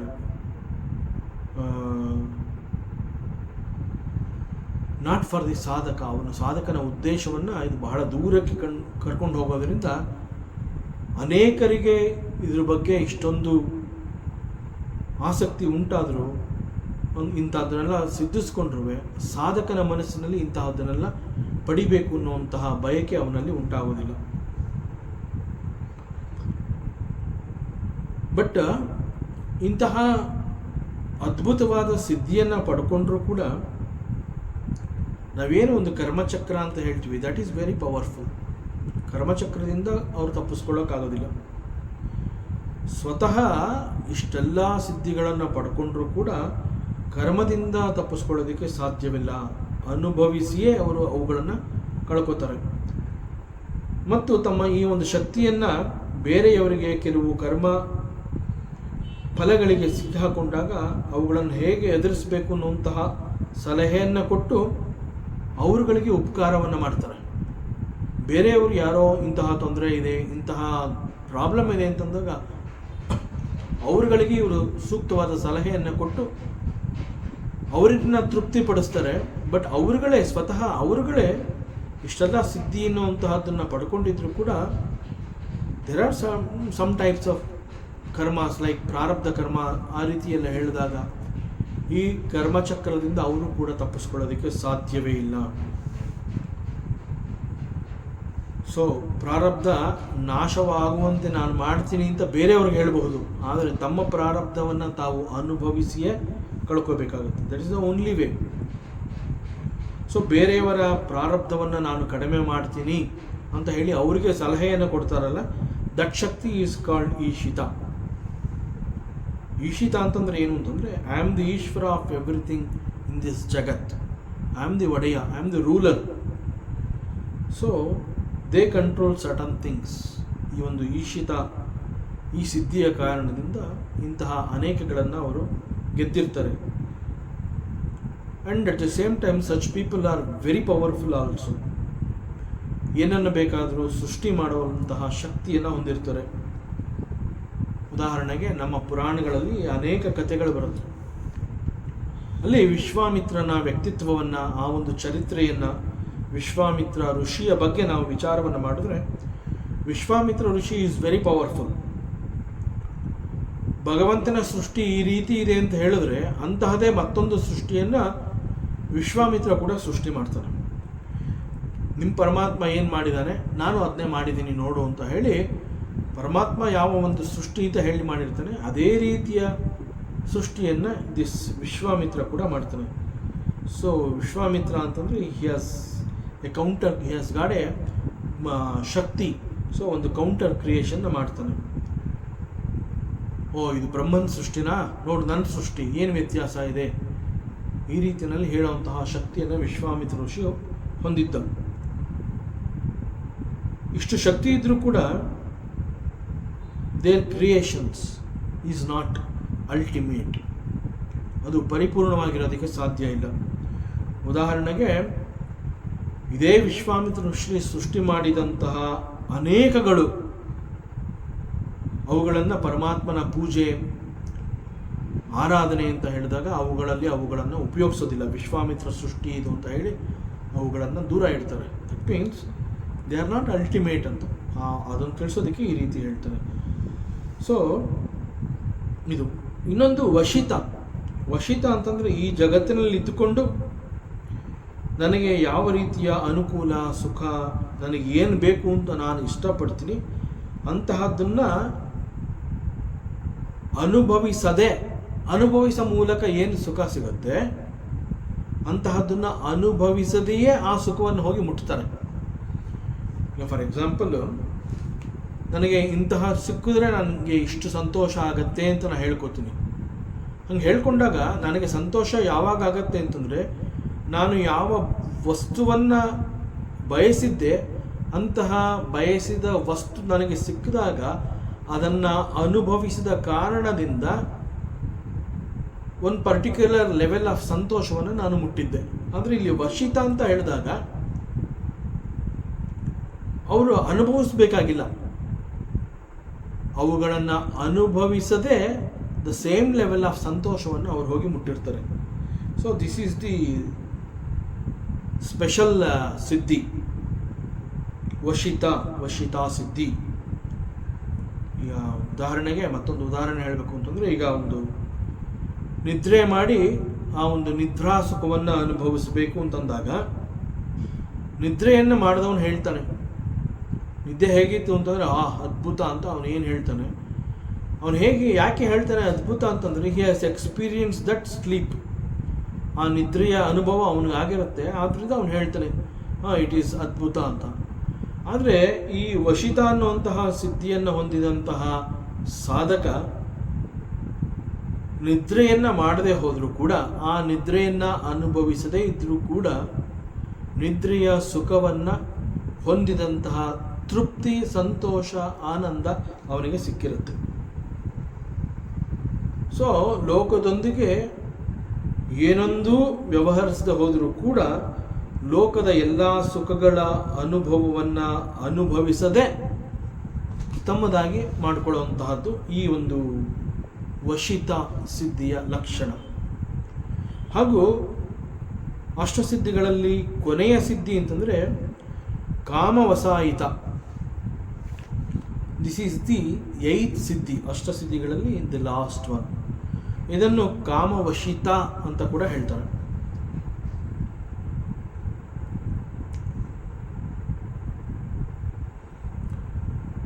these are all the 8 type of ಸಿದ್ಧಿಗಳು. ಇದಲ್ಲದೆ ಬೇರೆ ಅನೇಕ ರೀತಿಯ ಸಿದ್ಧಿಗಳು ಕೂಡ ಇದೆ. ಆದರೆ ಈ 8 ಸಿದ್ಧಿಗಳು ಸ್ವಭಾವತಃ ಪರಮಾತ್ಮ ಹೇಳ್ತಾ ಇದ್ದಾನೆ, ಈ ಅಷ್ಟಸಿದ್ಧಿಗಳು ಸ್ವಭಾವತಃ ನನ್ನಲ್ಲಿಯೇ ಇರುತ್ತೆ. ಒಂದು ವೇಳೆ ಬೇರೆ ಯಾರಿಗೇ ಕೊಟ್ಟರೂ ಕೂಡ ಅವರಿಗೆ ಕೇವಲ ಅಂಶತಃ ಅನ್ನುವಂತಹದ್ದು ಸಿಕ್ಕಿರುತ್ತೆ. ಅಷ್ಟಸಿದ್ಧಿಗಳನ್ನು ನಾನು ಪಡೆದಿದ್ದೀನಿ ಅಂತ ಯಾರೋ ಒಬ್ಬ ಸಾಧಕ ಹೇಳ್ಕೊಂಡ್ರು ಕೂಡ ಇದೆಲ್ಲ ಈ ಅಷ್ಟಸಿದ್ಧಿಗಳು ಅನ್ನುವಂತಹದ್ದು ಪರಮಾತ್ಮನ ಸೆಕೆಂಡ್ ನೇಚರ್ ಅಂತ ಹೇಳ್ತಾನೆ, ಪರಮಾತ್ಮನ ಸ್ವಭಾವ ಇದು. ಆದರೆ ಮತ್ತೊಬ್ಬ ಸಾಧಕ ಇದನ್ನು ಗಳಿಸ್ಕೊಂಡಿದ್ದಾನೆ. ಹೇಗೆ ಗಳಿಸ್ಕೊಂಡ ಅಂತಂದರೆ, ಅವನ ಸಾಧನೆಯನ್ನು ತಿಳಿದು ನಾನೇ ಅವನಿಗೆ ಕೊಟ್ಟಿದ್ದೀನಿ ಅಂತ ಹೇಳಿದ್ರು ಕೂಡ ಆ ಕೊಟ್ಟಿರುವುದರಲ್ಲಿ ಕೇವಲ ಅಂಶತಃ ಸ್ವಲ್ಪ ಮಾತ್ರ ಕೊಟ್ಟಿದ್ದೀನಿ, ಉಳಿದಂತೆ ಅವೆಲ್ಲ ನನ್ನ ಹತ್ರನೇ ಇರುತ್ತೆ. ಅದರಿಂದ ನಾನು ಫುಲ್ ಕೊಟ್ಟಿರೋದಿಲ್ಲ, ಅಂಶತಃ ಕೊಟ್ಟಿರ್ತೀನಿ, ಬಟ್ ನಾಟ್ ಫುಲ್. ಸ್ವಲ್ಪವನ್ನೇ ಅವರು ಸಿದ್ಧಿ ಅಂತ ಕರೀತಾರೆ. ಸ್ವಲ್ಪವನ್ನೇ ಸಿದ್ಧಿ ಅಂತ ಹೇಳಿ ಇಷ್ಟೊಂದು ಪ್ರಭಾವಕ್ಕೆ ಅವರು ಒಳಗಾಗ್ತಾರಲ್ಲ, then think of the full ಶಕ್ತಿ. ಇಮ್ಯಾಜಿನ್ ಮಾಡ್ಕೋ ಉದ್ದವ, ಈ ಅಷ್ಟಸಿದ್ಧಿಗಳಲ್ಲಿ ಕೇವಲ ಒಂದು ಸಣ್ಣ ಅಂಶವನ್ನು ಅವರಿಗೆ ಕೊಟ್ಟಿರ್ತೀನಿ, ಉಳಿದಂತೆ ಹೆಚ್ಚಿನ ಅಂಶ ನನ್ನಲ್ಲೇ ಇರುತ್ತೆ. ಸಣ್ಣ ಅಂಶವನ್ನೇ ಅವರು ಇಷ್ಟೊಂದು ಅನುಭವಿಸ್ತಾರಲ್ಲ, ಇನ್ನು ಇಮ್ಯಾಜಿನ್ ಮಾಡ್ಕೋ ಕಂಪ್ಲೀಟ್ ಅಷ್ಟಸಿದ್ಧಿಗಳ ಪ್ರಭಾವ ಎಷ್ಟರ ಮಟ್ಟಿಗಿರುತ್ತೆ. ಸೊ ಇಮ್ಯಾಜಿನ್ ಮೈ ಸ್ಟ್ರೆಂತ್ ಅಂತ ಭಗವಂತ ಉದ್ದವನಿಗೆ ಹೇಳ್ತಾ ಇದ್ದಾನೆ. ಮತ್ತೆ ಕೆಲವು ಸಿದ್ಧಿಗಳು ಅಂತಂದಾಗ ಸಮ್ ಪೀಪಲ್ ಅವರು ಈ ಹಸಿವೆ ಬಾಯಾರಿಕೆಗಳನ್ನು ಗೆದ್ದಿರ್ತಾರೆ. ಸೊ ಅವರು ಈ ದೇಹದೊಂದಿಗೆ ಇದ್ದರೂ ಕೂಡ ಅಂತಂದರೆ ಇನ್ನೂ ಬದುಕಿದ್ರೂ ಕೂಡ they transcend hunger and thirst. ಅದಕ್ಕೆ ಇವತ್ತಿಗೂ ಕೂಡ ಅಲ್ಲಲ್ಲಿ ನಾವು ಓದ್ತಾ ಇರ್ತೀವಿ, ಕೇಳ್ತಾ ಇರ್ತೀವಿ, ಎಷ್ಟೋ ವರ್ಷಗಳಿಂದ ಇವರು ಅನ್ನ, ಆಹಾರ, ನೀರು ಕೂಡ ಕುಡಿದಿಲ್ಲ, ಕೇವಲ ಗಾಳಿಯ ಸೇವನೆಯಿಂದ ಇದ್ದಾರೆ ಅಂತ ಹೇಳ್ತಾರೆ. ಅನೇಕರು ನಾವಂಥವ್ರನ್ನ ನೋಡಿದ್ದೀವಿ ಅಂತೆಲ್ಲ ಹೇಳ್ತಾರೆ. ಸೊ ಇವೆಲ್ಲ they are all these are certain types of siddhis. So ಅನೇಕ ವರ್ಷಗಳಿಂದ ಊಟ, ಆಹಾರ ಇವೆಲ್ಲ ಇಲ್ಲದೆ ದೇ ಆರ್ ಸ್ಟಿಲ್ ಲಿವಿಂಗ್, ಅವರೆಲ್ಲ ಜೀವಿಸ್ತಾ ಇರ್ತಾರೆ. ಅವರುಗಳಿಗೆ ಈ ಕಾಮಕ್ರೋಧ ಅನ್ನೋಂತಹದ್ದನ್ನು ಕೂಡ ಗೆದ್ದಿರ್ತಾರೆ. ಯಾವಾಗ ಅವರು ಅನ್ನ, ಆಹಾರ ಇವುಗಳೆಲ್ಲವನ್ನ ಅವರು ಬಿಟ್ಟಿರ್ತಾರೆ, ಒಂದು ವಿಜ್ಞಾನಕ್ಕೆ ಇವರೆಲ್ಲ ಒಂದು ರೀತಿಯ ಸವಾಲು. ಸೊ ಇಂತಹವರು ಕಾಮಕ್ರೋಧಗಳನ್ನು ಕೂಡ ಗೆದ್ದಿರ್ತಾರೆ. ಕೆಲವುಗಳು ತೀರಾ ಅವಶ್ಯಕತೆ ಅನ್ನುವಂತಹದ್ದು ಕೂಡ ಅವರಿಗೆ ಬೇಕಾಗುವುದಿಲ್ಲ. ಯಾವುದು ನೆಸೆಸಿಟಿ ಅಂತ ನಾವು ಕರಿತೀವಿ ಅಂತಹದ್ದು ಕೂಡ ಅವರಿಗೆ ಬೇಕಾಗೋದಿಲ್ಲ ಅಂತಂದ ಮೇಲೆ, ಅತಿ ಅವಶ್ಯಕ ಅನ್ನುವಂತಹದ್ದೇ ಅವ್ರಿಗೆ ಇಷ್ಟ ಇಲ್ಲ ಅಂತಂದ ಮೇಲೆ, ಜಗತ್ತಿನಲ್ಲಿ ಅವರಿಗೆ ಬೇರೆ ಯಾವುದ್ರ ಮೇಲೂ ಕೂಡ ಆಸೆ, ಆಸಕ್ತಿ, ಬಯಕೆ ಎನ್ನುವಂತಹದ್ದು ಇಲ್ಲ. ಸೊ ಯಾವುದ್ರ ಮೇಲೂ ಆಸೆ, ಬಯಕೆ ಎನ್ನುವಂತಹದ್ದು ಇಲ್ಲ ಅಂತಂದಮೇಲೆ ನ್ಯಾಚುರಲಿ ಅವರಿಗೆ ಕೋಪ, ಕ್ರೋಧ ಅನ್ನುವಂತಹದ್ದು ಇರೋದಿಲ್ಲ. ಈ ಕ್ರೋಧ, ಕೋಪ ಅನ್ನುವಂಥದ್ದು ಯಾಕೆ ಉಂಟಾಗತ್ತೆ ಅಂತಂದರೆ ಬಿಕಾಸ್ ಆಫ್ ಕಾಮ. ಕಾಮ ಅಂತಂದರೆ ಆಸೆ. ಯಾವುದೋ ಒಂದು ವಸ್ತುವಿನ ಮೇಲೆ ಅವರು ಆಸೆ ಪಟ್ಟಿರ್ತಾರೆ, ಈ ವಸ್ತು ನನ್ನದಾಗಬೇಕು ಅಂತ. ಅಂತಹ ವಸ್ತು ಅವರಿಗೆ ಸಿಗದೆ ಹೋದಾಗ, ಬಿಕಾಸ್ ಅವ್ರಿಗೆ ಸಿಕ್ಲಿಲ್ವಲ್ಲ ಅನ್ನುವಂತಹ ಆಸೆಯ ಕಾರಣದಿಂದ ಅವರು ಕೋಪ, ಕ್ರೋಧ ಇವುಗಳಿಗೆ ಒಳಗಾಗ್ತಾರೆ. ಇಲ್ಲಿ ಇವರು ಅನ್ನಾಹಾರ ಅನ್ನುವಂತಹದ್ದು ತೀರಾ ಅವಶ್ಯಕ. ಅವುಗಳನ್ನೇ ಇವರು ದಾಟಿರ್ತಾರೆ ಅಂತಂದ ಮೇಲೆ ಅವರಿಗೆ ಲೋಕದಲ್ಲಿ ಯಾವುದರ ಮೇಲೂ ಕೂಡ ಆಸಕ್ತಿ ಇಲ್ಲ. ಯಾವುದರ ಮೇಲೂ ಆಸಕ್ತಿ ಇಲ್ಲ, ಬಯಕೆಗಳಿಲ್ಲ ಅಂತಂದ ಮೇಲೆ ಅವರಿಗೆ ಕೋಪ, ಈ ಕ್ರೋಧ ಅನ್ನುವಂತಹದ್ದು ಕೂಡ ಅವರ ಬಳಿ ಸುಳಿಯೋದಿಲ್ಲ. ಅದನ್ನು ಕೂಡ ಅವರು ಗೆದ್ದಿರ್ತಾರೆ. So this is a very different ಸಿದ್ಧಿ. ಸೊ ಇನ್ನು ಕೆಲವು ಸಿದ್ಧಿಗಳಿದೆ. ಇಲ್ಲೇ ಇದ್ಕೊಂಡು ಬಹಳ ದೂರದಲ್ಲಿರುವಂತಹ ವಸ್ತುಗಳನ್ನು they are able to recognise. ನಾವು ಊಹೆನೇ ಮಾಡ್ಕೊಂಡಿರೋದಿಲ್ಲ, ಇಂತಹ ಜಾಗದಲ್ಲಿ ಇಂಥದ್ದಿದೆ ಅಂತ ಇಲ್ಲಿ ಕೂತ್ಕೊಂಡು ಹೇಳ್ತಾರೆ. So it is possible because of certain siddhis. ಮತ್ತು ಇನ್ನು ಕೆಲವರು ಇರ್ತಾರೆ, ಎಲ್ಲೋ ಬಹಳ ದೂರದಲ್ಲಿ, ಎಷ್ಟೋ ಮೈಲುಗಳ ದೂರದಲ್ಲಿ ನಡೀತಾ ಇರುವಂತಹ ಕೆಲವು ಸಂಭಾಷಣೆಗಳ ಮಾತುಗಳನ್ನು ಇವರು they are able to listen, ಕೇಳಿಸ್ಕೊಳ್ಳೋ ಶಕ್ತಿಯನ್ನು ಹೊಂದಿರ್ತಾರೆ. Because their mind is so much ಒಂಥರ tuned to that level, higher frequency ಅಂತ ಏನು ಹೇಳ್ತೀವಿ, ಅದಕ್ಕೆ ಟ್ಯೂನ್ ಆಗಿರುತ್ತೆ. So they are able to reach there through the mind and able to listen to those dialogues within no time. ಇಲ್ಲಿದ್ದುಕೊಂಡು ಅವೆಲ್ಲವನ್ನು ಕೇಳಿಸ್ಕೋತಾರೆ. ಮತ್ತು ಕೆಲವು ಸಿದ್ಧಿಗಳಿದೆ, ಪರಕಾಯ ಪ್ರವೇಶ ಅಂತ ಹೇಳ್ತಾರೆ. ತಮ್ಮ ದೇಹದಲ್ಲಿದ್ದುಕೊಂಡು ಮತ್ತೊಂದು ದೇಹವನ್ನು ಪ್ರವೇಶಿಸುವಂತಹದ್ದು ಮತ್ತು ಇಷ್ಟಪಟ್ಟ ರೂಪವನ್ನು ಧರಿಸುವಂತಹದ್ದು. ಮತ್ತು ಕೆಲವು ಸಿದ್ಧಿಗಳು ತಮಗೆ ಬೇಕೆನಿಸಿದಾಗ ಪ್ರಾಣವನ್ನು ತ್ಯಾಗ ಮಾಡುವಂತಹದ್ದು. ಹಾಗೂ ಬೇರೆ ಬೇರೆ ಲೋಕಗಳಲ್ಲಿ ನಡೆಯುವಂತಹ ಪ್ರಸಂಗಗಳನ್ನು ಇಲ್ಲಿ ಕುಳಿತು ಇಂತಹ ಲೋಕದಲ್ಲಿ ಇಂತಹದ್ದು ನಡೀತಾ ಇದೆ ಅದನ್ನೆಲ್ಲ ಸಿದ್ಧಿ ಮಾಡಿಕೊಂಡಿರ್ತಾರೆ, ಸಾಧನೆ ಮಾಡಿರ್ತಾರೆ ಆ ರೀತಿಯಲ್ಲಿ. ಹಾಗೂ ಎಲ್ಲ ಕಡೆಗಳಲ್ಲಿ ಎಲ್ಲರ ಮೂಲಕ ವಿರೋಧವಿಲ್ಲದೆ ಆಜ್ಞೆ ಪಾಲನೆ ಮಾಡುವಂತಹದ್ದು. ಹೀಗೆ ಈ 10 ಸಿದ್ಧಿಗಳು ಸತ್ವಗುಣದ ವಿಕಾಸದಿಂದ ಉಂಟಾಗುತ್ತೆ. ಸೊ ಒಟ್ಟು 18 ಸಿದ್ಧಿಗಳಲ್ಲಿ ಅಷ್ಟಸಿದ್ಧಿಗಳು ಅನ್ನುವಂತಹದ್ದನ್ನು ಅವು ನನ್ನದೇ ಸೆಕೆಂಡ್ ನೇಚರ್. ಒಬ್ಬ ಸಾಧಕನಿಗೆ ನಾನೇ ಅವುಗಳನ್ನು ಕೊಡೋದು ಅಂತಂದರೆ ಹೇಗೆ, ಅಂಶತಃ ಸ್ವಲ್ಪ ಮಾತ್ರ ಕೊಟ್ಟಿರ್ತೀನಿ, ಉಳಿದಂತೆ ನನ್ನಲ್ಲೇ ಇರುತ್ತೆ. ಅದಲ್ಲದೆ ಬೇರೆ ರೀತಿಯ 10 ಸಿದ್ಧಿಗಳು ಕೂಡ ಇದೆ. ಈ 10 ಸಿದ್ಧಿಗಳನ್ನು ಅವರು ಸತ್ವಗುಣದ ಮೂಲಕ ಗಳಿಸ್ಕೋಬಹುದು. So these are all about ಅಷ್ಟಸಿದ್ಧೀಸ್. ಮತ್ತಷ್ಟು ವಿಚಾರವಿದೆ, ಮುಂದಿನ ಅವಕಾಶದಲ್ಲಿ ಮತ್ತೆ ಮುಂದುವರಿಸೋಣ. ಓಂ ಪೂರ್ಣಮದಃ ಪೂರ್ಣಮಿದಂ ಪೂರ್ಣಾತ್ ಪೂರ್ಣಮುದಚ್ಯತೆ ಪೂರ್ಣಸ್ಯ ಪೂರ್ಣಮಾದಾಯ ಪೂರ್ಣಮೇವಾವಶಿಷ್ಯತೆ. ಓಂ ಶಾಂತಿ ಶಾಂತಿ ಶಾಂತಿ. ಹರಿ ಓಂ. ಶ್ರೀ ಗುರುಭ್ಯೋ ನಮಃ. ಹರಿ ಓಂ. ಈ ದಿನದ ಪ್ರವಚನ ಸೇವೆಯನ್ನು ಪರಮಾತ್ಮ ಶ್ರೀಕೃಷ್ಣನ ಪಾದಚರಣಗಳಲ್ಲಿ ಅತ್ಯಂತ ಭಕ್ತಿಯಿಂದ ಶ್ರದ್ಧೆಯಿಂದ ಅರ್ಪಿಸೋಣ. ಶ್ರೀಕೃಷ್ಣಾರ್ಪಣಮಸ್ತು.